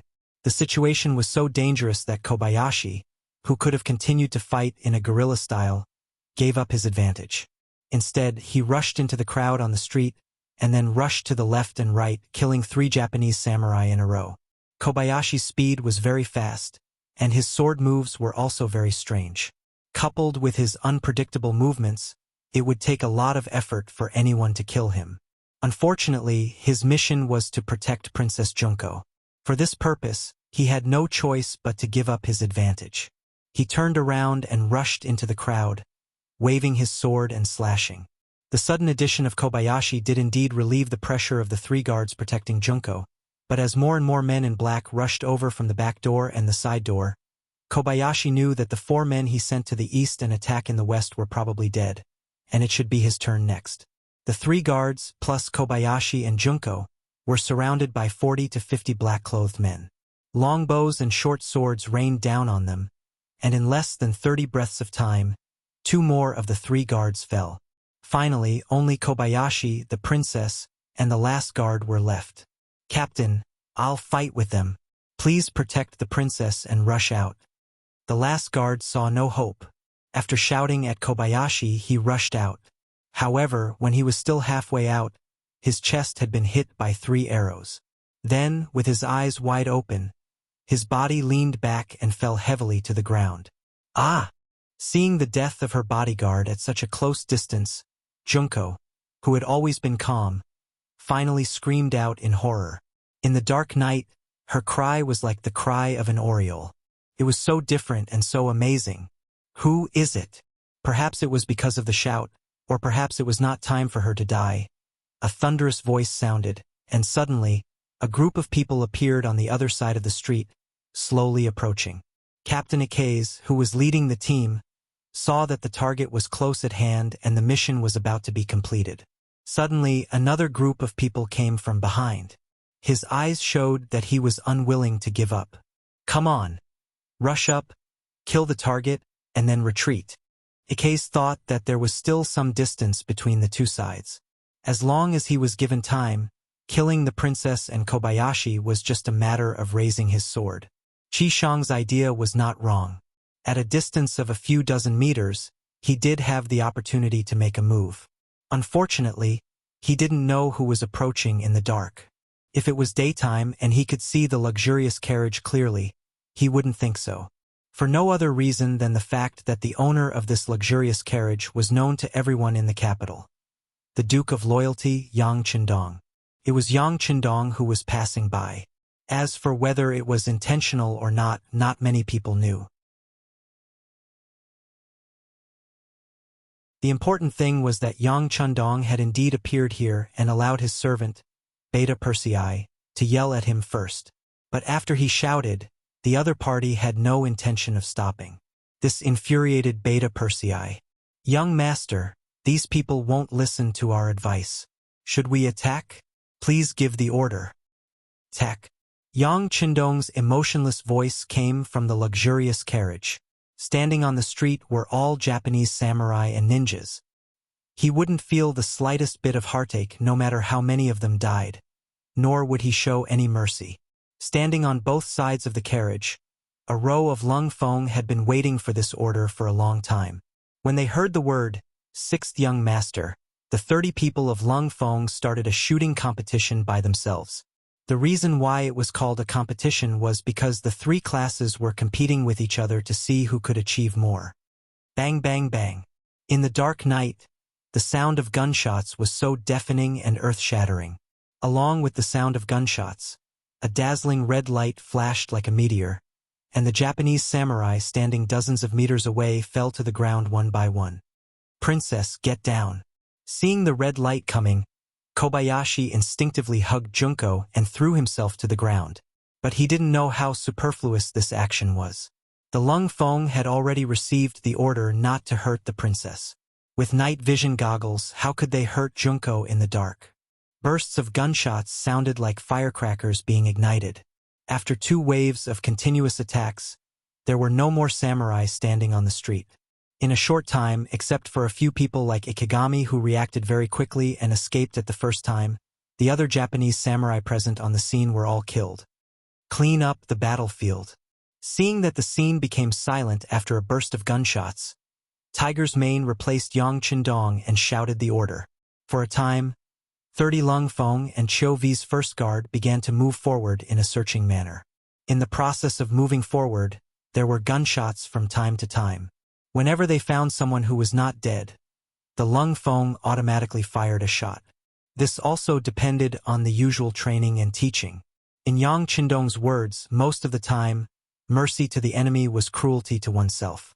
The sound of gunshots came from time to time, making the samurai who were injured but not dead show a determined look on their faces. Knowing that they couldn't escape death if they continued to hide like this, they stood up one by one, wanting to make a last stand. But such an action was not even a threat in the eyes of the Lung Feng. They were already prepared, so they only needed to keep pulling the trigger, and the samurai who stood out voluntarily became a ghost under the gun. At this time, Junko was also lying on the ground.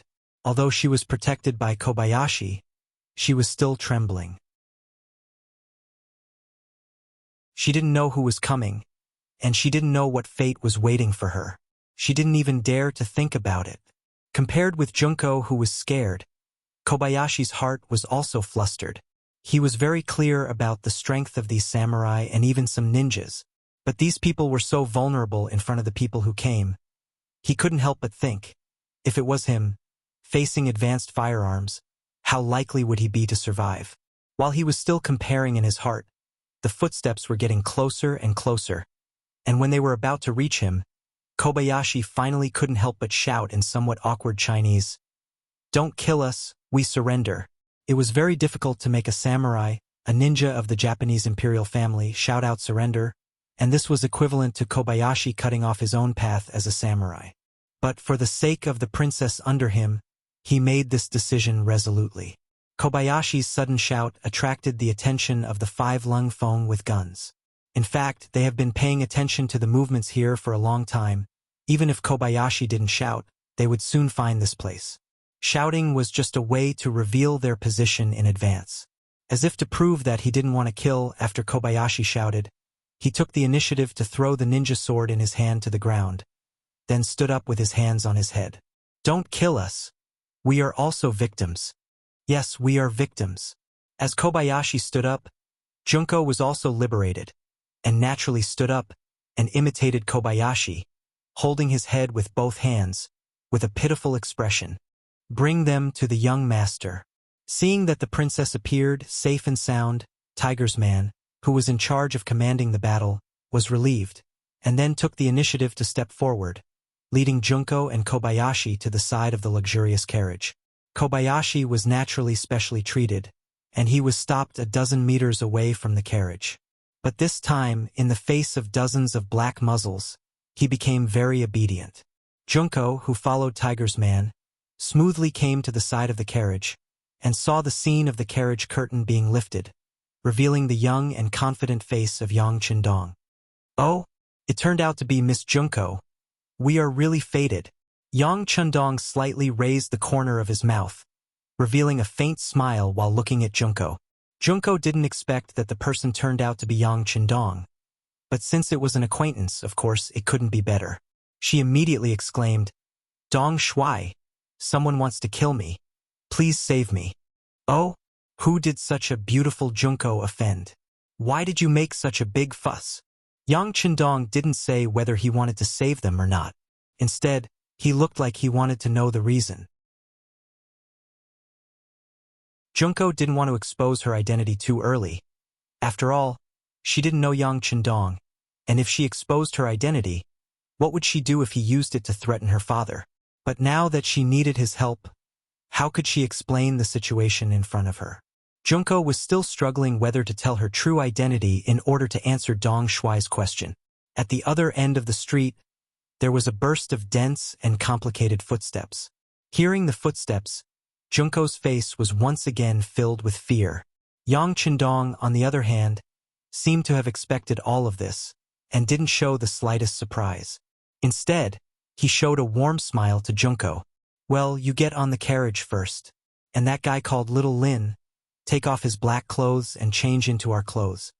Junko's small hand was grasped by Yang Qindong's big hand, and pulled into the carriage.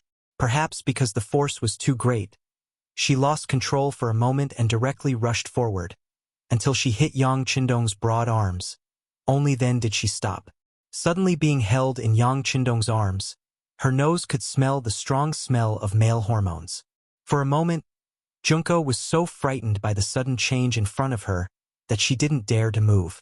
Don't look at how confident she was in front of men, but it was the first time for her to be so close to the opposite sex. Even her father didn't hold her like this. Now, feeling the strong heartbeat in Yang Qindong's chest, she was intoxicated for a moment.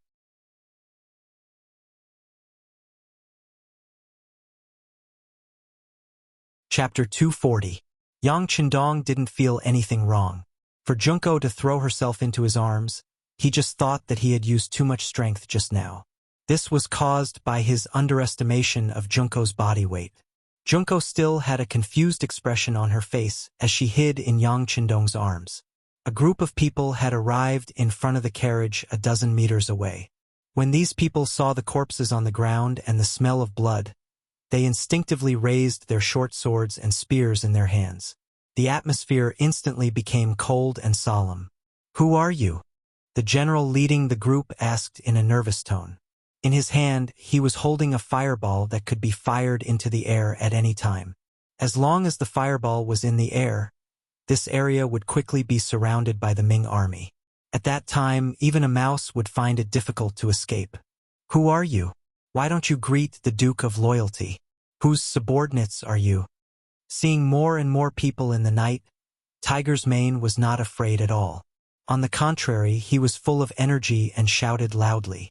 This shout also caused Junko, who was in the luxurious carriage, to tremble. She couldn't help but put more strength into her hands. Her hands that were holding Yang Qindong's waist tightened even more. Don't be nervous. Nothing will happen. Feeling Junko's nervousness and fear, Yang Qindong stretched out his right hand and patted her back gently. That magnetic voice was like the sound of nature pouring into Junko's ears, making her feel so warm and so reassuring. From childhood to adulthood, because of her identity, Junko didn't have much contact with the opposite sex. There were even fewer men who could give her a sense of security. It seemed that her father, the emperor, was one of them. Most of the time, he didn't accompany her. Instead, he was always worried about the state affairs, so it became an extravagant hope for her to ask for her father's embrace. Now, lying in Yang Qindong's arms, feeling the strong and clear heartbeat, coupled with the sound that could make people feel at ease at this moment, Junko actually had a kind of intoxicated feeling. It was just like the old saying, "It's not the wine that gets you drunk, but you get yourself drunk." On the street, Tiger's Mane's voice could be heard clearly. The soldiers of the warden's office, who had been somewhat nervous and ready to fight at any moment, quickly dispersed when they heard that the person opposite them was the Duke of Loyalty. The leading general knelt on the ground and said in an excited voice, "I am a subordinate of the 5 cities military division's Sun Piang. Greetings, Duke of Loyalty. Greetings, Duke of Loyalty and Courage." Hundreds of soldiers from the warden's office of the 5 cities followed their general and knelt on the ground, shouting loudly. After defeating Walla twice in a row, the Duke of Loyalty had been given the title of War God in the warden's office of the 5 cities. Everyone respected Yojia. Now that they knew that the one who came was the War God, who would dare to have the thought of using swords and spears? Although there were many people, just the title of the Duke of Loyalty and Courage was enough to make them all kneel on the ground. This scene was seen by Junko, who had already lifted the curtain of the sedan. This scene immediately stimulated the depths of her heart and made her more interested in Yang Qindong. "So it's Sun Piang's subordinates. You are all on the same side. Get up." Yang Qindong, who was sitting in the carriage, said in a clear voice. Then he said, "Tiger's Mane, stay here and deal with the matter here. Find out who attacked me and be sure to give an explanation. The rest of you will follow me back to Yang Village." "Don't worry, Duke." Tiger's Mane bowed with his fists clasped. When he raised his head, he gave Yang Qindong a look of understanding. Obviously, he had understood the meaning of the young master. That was, he wanted to use this opportunity to make trouble and teach these people who killed Junko a lesson. "Farewell, Duke of Loyalty and Courage."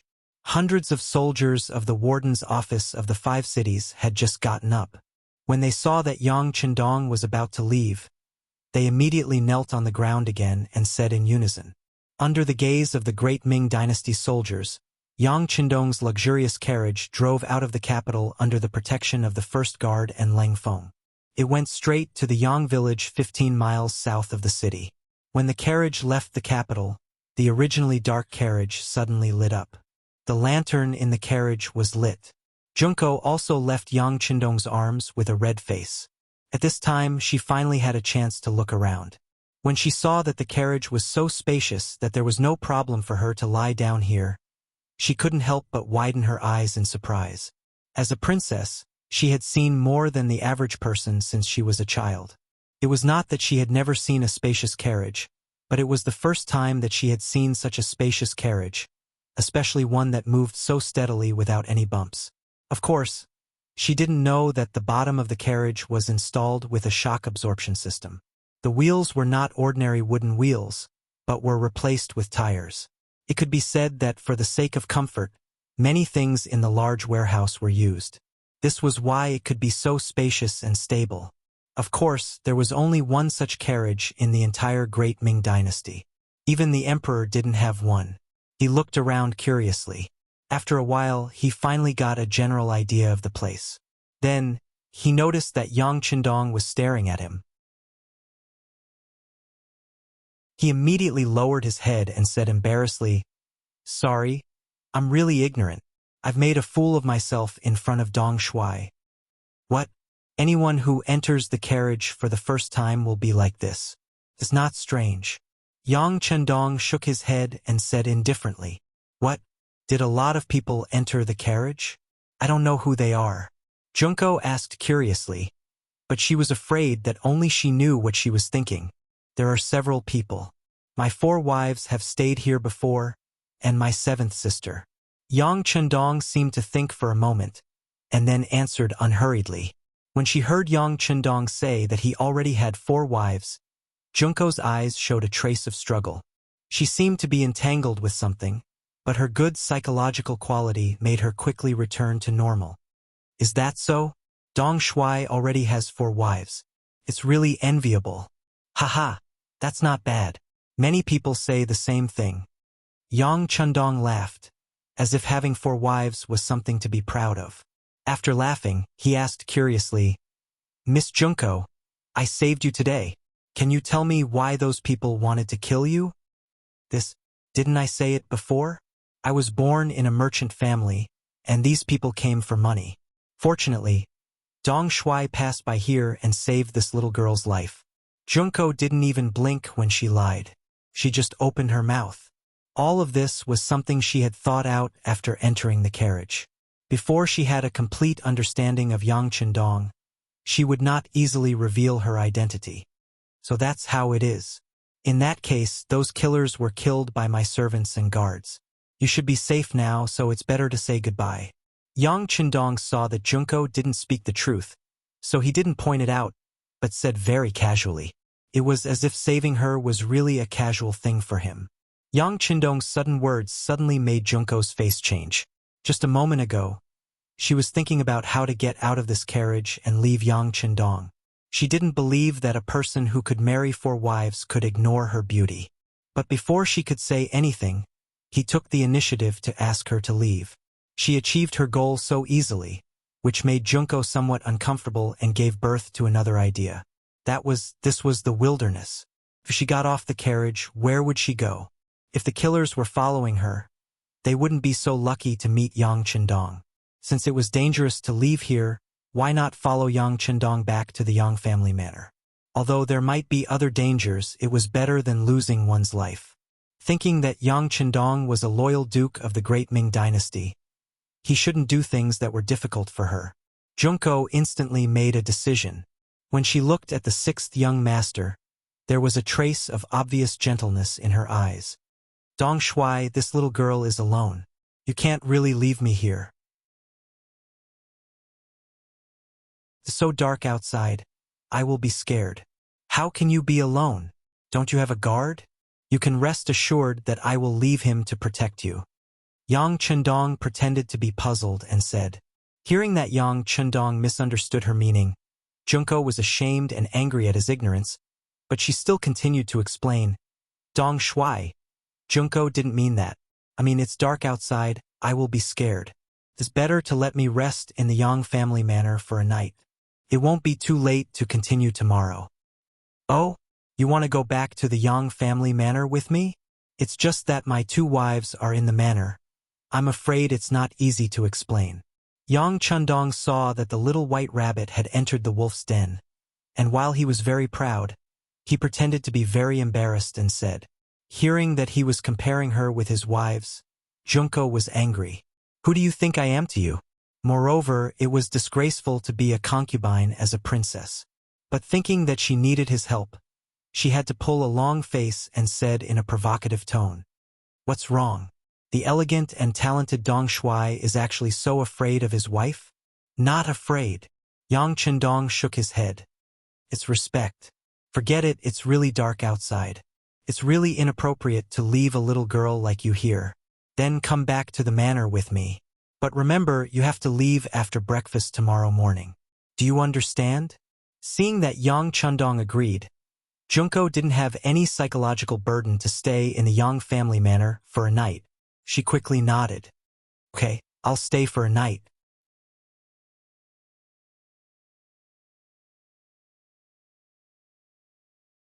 Chapter 241. Junko's appearance at the moment was very cute, her big eyes sparkling. After Yang Chundong saw it, he secretly praised her in his heart and nodded. Okay, it's a deal. The carriage had no intention of stopping. Without any other orders from Yang Chundong, the large group of people smoothly entered the Yang village. As soon as they entered the village, Yang Chundong took the initiative to get off the carriage.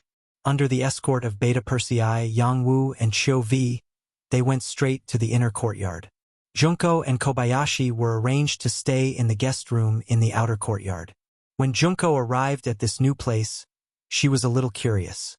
However, because she had just been frightened and the sky was already dark, she felt tired. After entering the guest room, she simply washed her face and went to sleep. Soon she fell asleep. Kobayashi was a lot more alert. Although he fell on the bed, his six senses were not closed.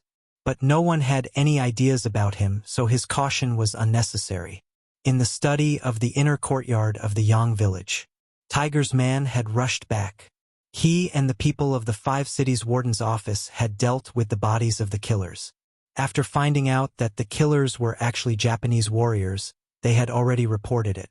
The next step was handed over to the Genie guards and the East faction guards to take over. They just needed to wait for the news. Good, you did a good job. It's already late. Except for the ones on duty, everyone else should go to rest. By the way, don't forget tomorrow morning's morning exercise. Not only can you not stop, but you also have to make a noise, understand? Yang Chundong patted Tiger's man's shoulder, and after thanking everyone for their hard work, he made some arrangements for tomorrow morning. After taking care of business, Yang Chundong returned to his bedroom. First Madame Hu Yen and second Madame Chao Yin were already waiting for him.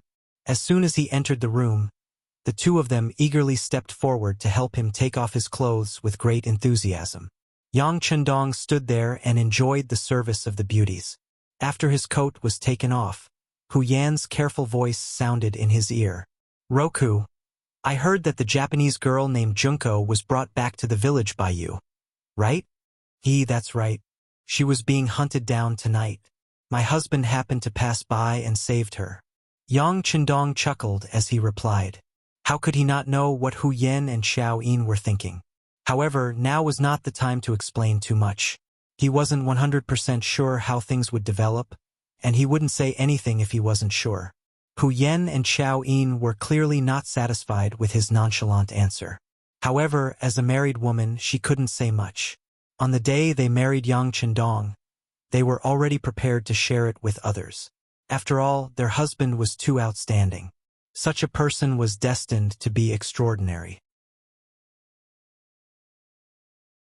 Rather than having the time to be jealous here, she might as well take this opportunity to give birth to a child for him.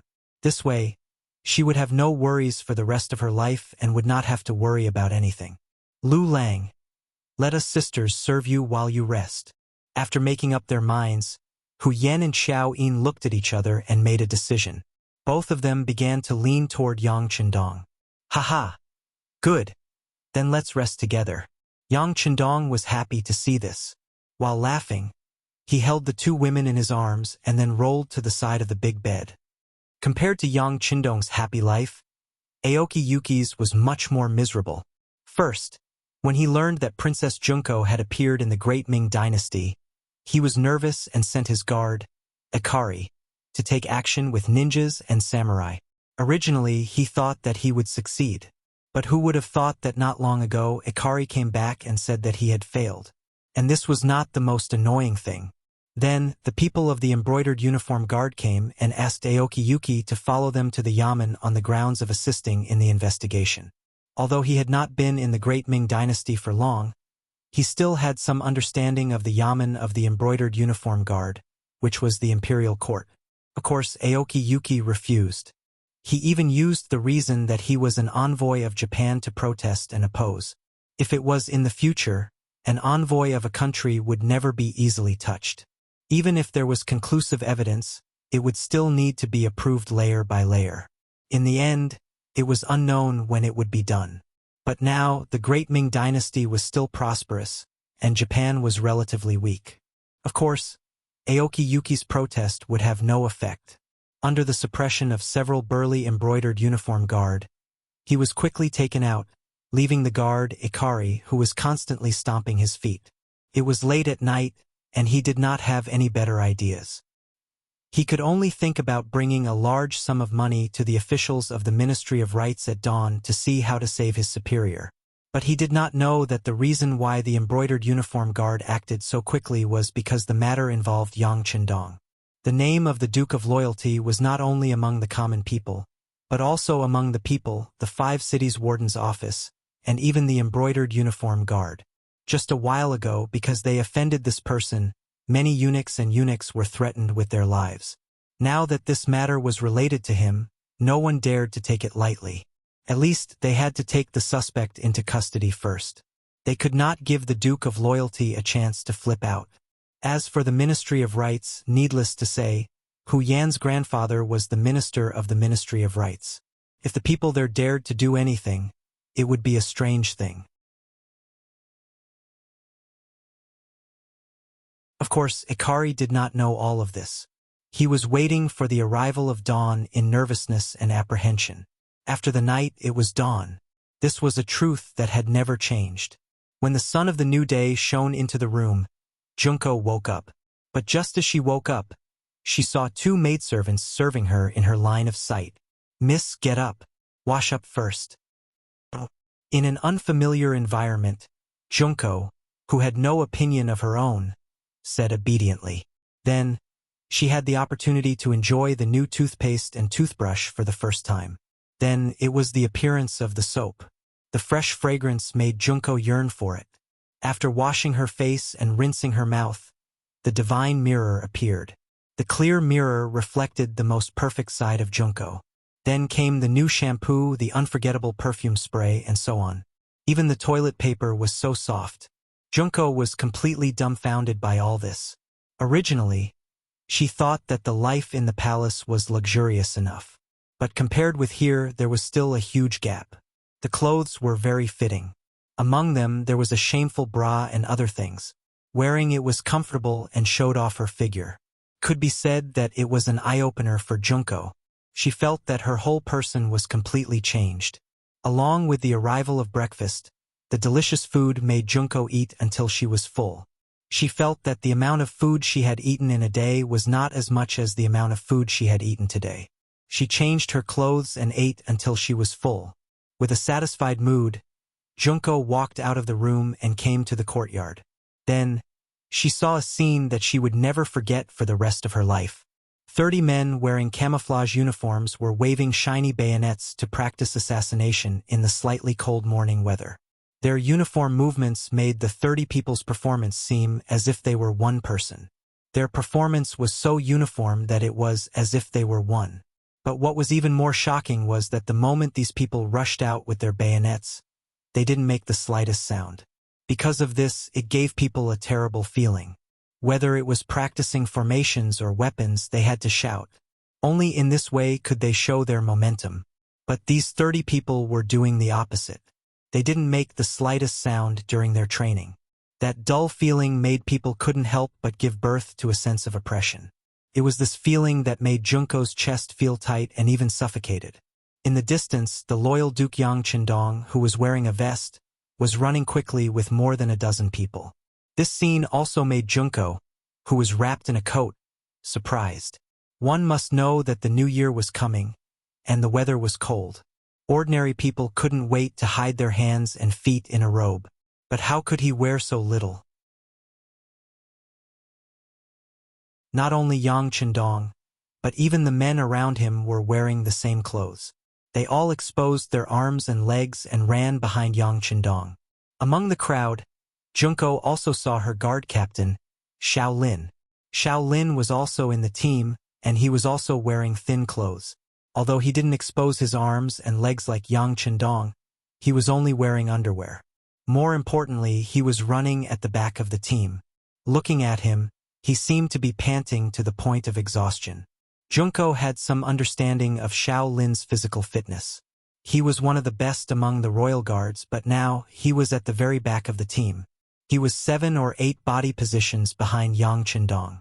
This was something that no one dared to imagine. But now everything was really happening. Junko covered her mouth with her hands in horror. At this moment, she was really shocked. At the same time, Xiao Lin was also shocked. As a guard of the Japanese imperial family, and one of the best, Xiao Lin was somewhat conceited. It was difficult for ordinary people to enter his eyes. This proud personality made him walk around the village after waking up in the morning. This behavior was naturally stopped by the patrolling Lung Feng.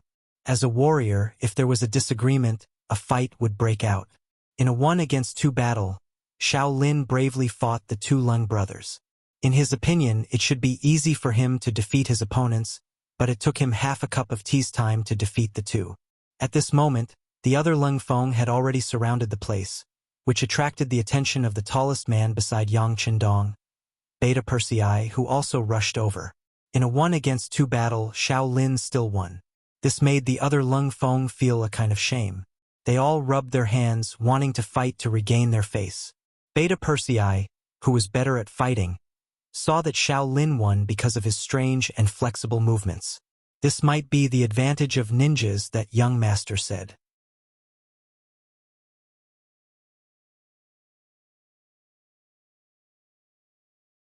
Chapter 242. His nimble movements often prevented the Lung Feng's close-range attacks from touching him. How were they going to fight this battle? Of course, this did not mean that the Lung Feng would not be Xiao Lin's opponent in a real fight. If they fought with their lives on the line, as long as one of them kept the opponent occupied, they could still create an opportunity for the other comrade to kill. Not to mention, when they fought with their lives on the line, would Xiao Lin be able to pass through the rain of bullets and reach Lung Feng? But no matter what, Xiao Lin had won. Beta Persei took a big step forward. You're not bad, but I don't know if you dare to fight me.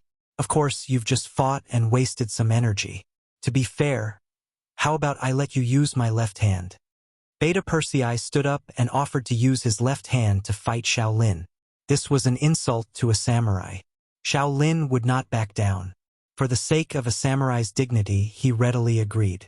The surrounding Lung Feng quickly moved aside, creating a large circle for the 2 of them to fight. When the 2 of them stood still, Xiao Lin made his move. He took a step forward and appeared behind Beta Persei. Then he threw a 1-inch punch at Beta Persei's waist. The speed of this attack was several times faster than when he was fighting against Cold Edge. This time, the other Cold Edge members who were watching the show sucked in a breath of cold air. At this moment, everyone realized that Xiao Lin had not used his full strength. Beta Persei stood there motionless, as if he did not notice Xiao Lin's attack. Only when the opponent's 1-inch punch was about to hit his waist and the distance was less than 15 centimeters, did he suddenly turn around and use his right elbow to block the 1-inch punch. Under Beta Persei's sudden counterattack, Xiao Lin only saw a blur in front of his eyes. Then he felt a sharp pain in his right fist. It felt as if he had hit a piece of iron. The strong rebound force forced him to take 3 steps back before he could regain his footing. Just as he regained his footing, a heart-piercing kick was aimed at his chest. Instinctively, Xiao Lin stretched out his fists to block, but his expression changed drastically upon contact. The power of this kick was so great that Xiao Lin couldn't block it even after using all of his strength. After being kicked, he flew backward until he flew for about 7 or 8 steps before landing on the ground with a loud crash. With just an elbow and a kick, Xiao Lin was sent sprawling on the ground. This scene naturally caused the other Lung Feng members to cheer loudly. Xiao Lin, who had been knocked to the ground, endured the pain from his arm and slowly stood up. You're just relying on your tall stature and strength. If we're competing in patience, you're definitely no match for me. You want to compete in endurance? Then why don't we run? I think this is a way to show off our endurance, right?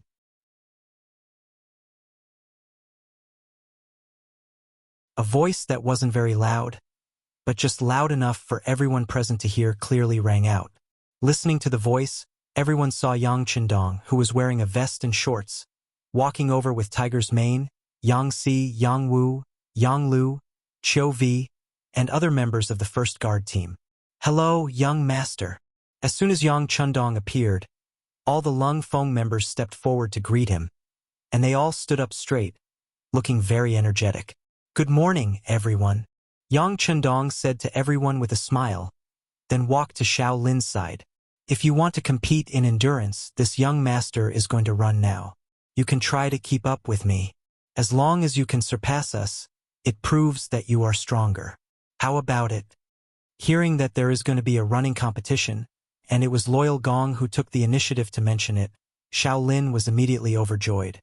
In the past, when ninja training, the requirements for speed are very strict, and there are also extremely strict requirements for endurance, so running is also a common thing. Now that someone is competing with him in this direction, he won't be polite. He immediately agreed. "Okay. I hope that Loyal Gong won't act shamelessly when you lose. Don't act shamelessly.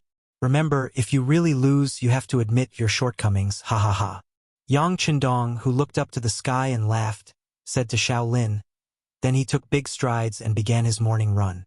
Except for Lung Feng, who needs to train assassination, the other brothers followed Yang Qindong and began to run all the way. It's not accurate to say that they are running. It's far less specific than running. Because there was no intention of slowing down from the beginning, Yang Qindong, who took the lead, took big strides and accelerated his speed. Xiao Lin is indeed a little uncomfortable with Yang Qindong's running method. But he is not afraid. In his view, this is just Loyal Gong trying to show off, trying to pull away from him and make him completely lose confidence. And as long as he can keep up with the other party's pace and rhythm, the other party will be powerless in the later stage, and at that time it will be time for him to overtake. With this thought and confidence, Xiao Lin also shook off his arms and took big strides to keep up. And this time he ran a full 6 laps. Each lap is 400 meters, and 6 laps is a distance of nearly 5 miles. His footsteps have been maintained at a constant speed, and Xiao Lin, who followed behind, did not notice that Loyal Gong is tired. This development is completely different from what he imagined. Xiao Lin used all his strength to keep up, and began to take off his clothes. Originally, because of the weather, he was tightly wrapped, but now he began to take off his coat. After a while, only his underwear was left on his body. But even so, he still felt hot. The most important thing is that the distance between him and Yang Qindong is getting farther and farther. After another 6 laps, he has already run 5 kilometers. Xiao Lin felt that he has reached his limit, but when he looked at Yang Qindong, his expression still didn't change, and his footsteps were still light. At this moment, if Xiao Lin doesn't know how powerful Yang Qindong is, then all his years of learning martial arts are in vain.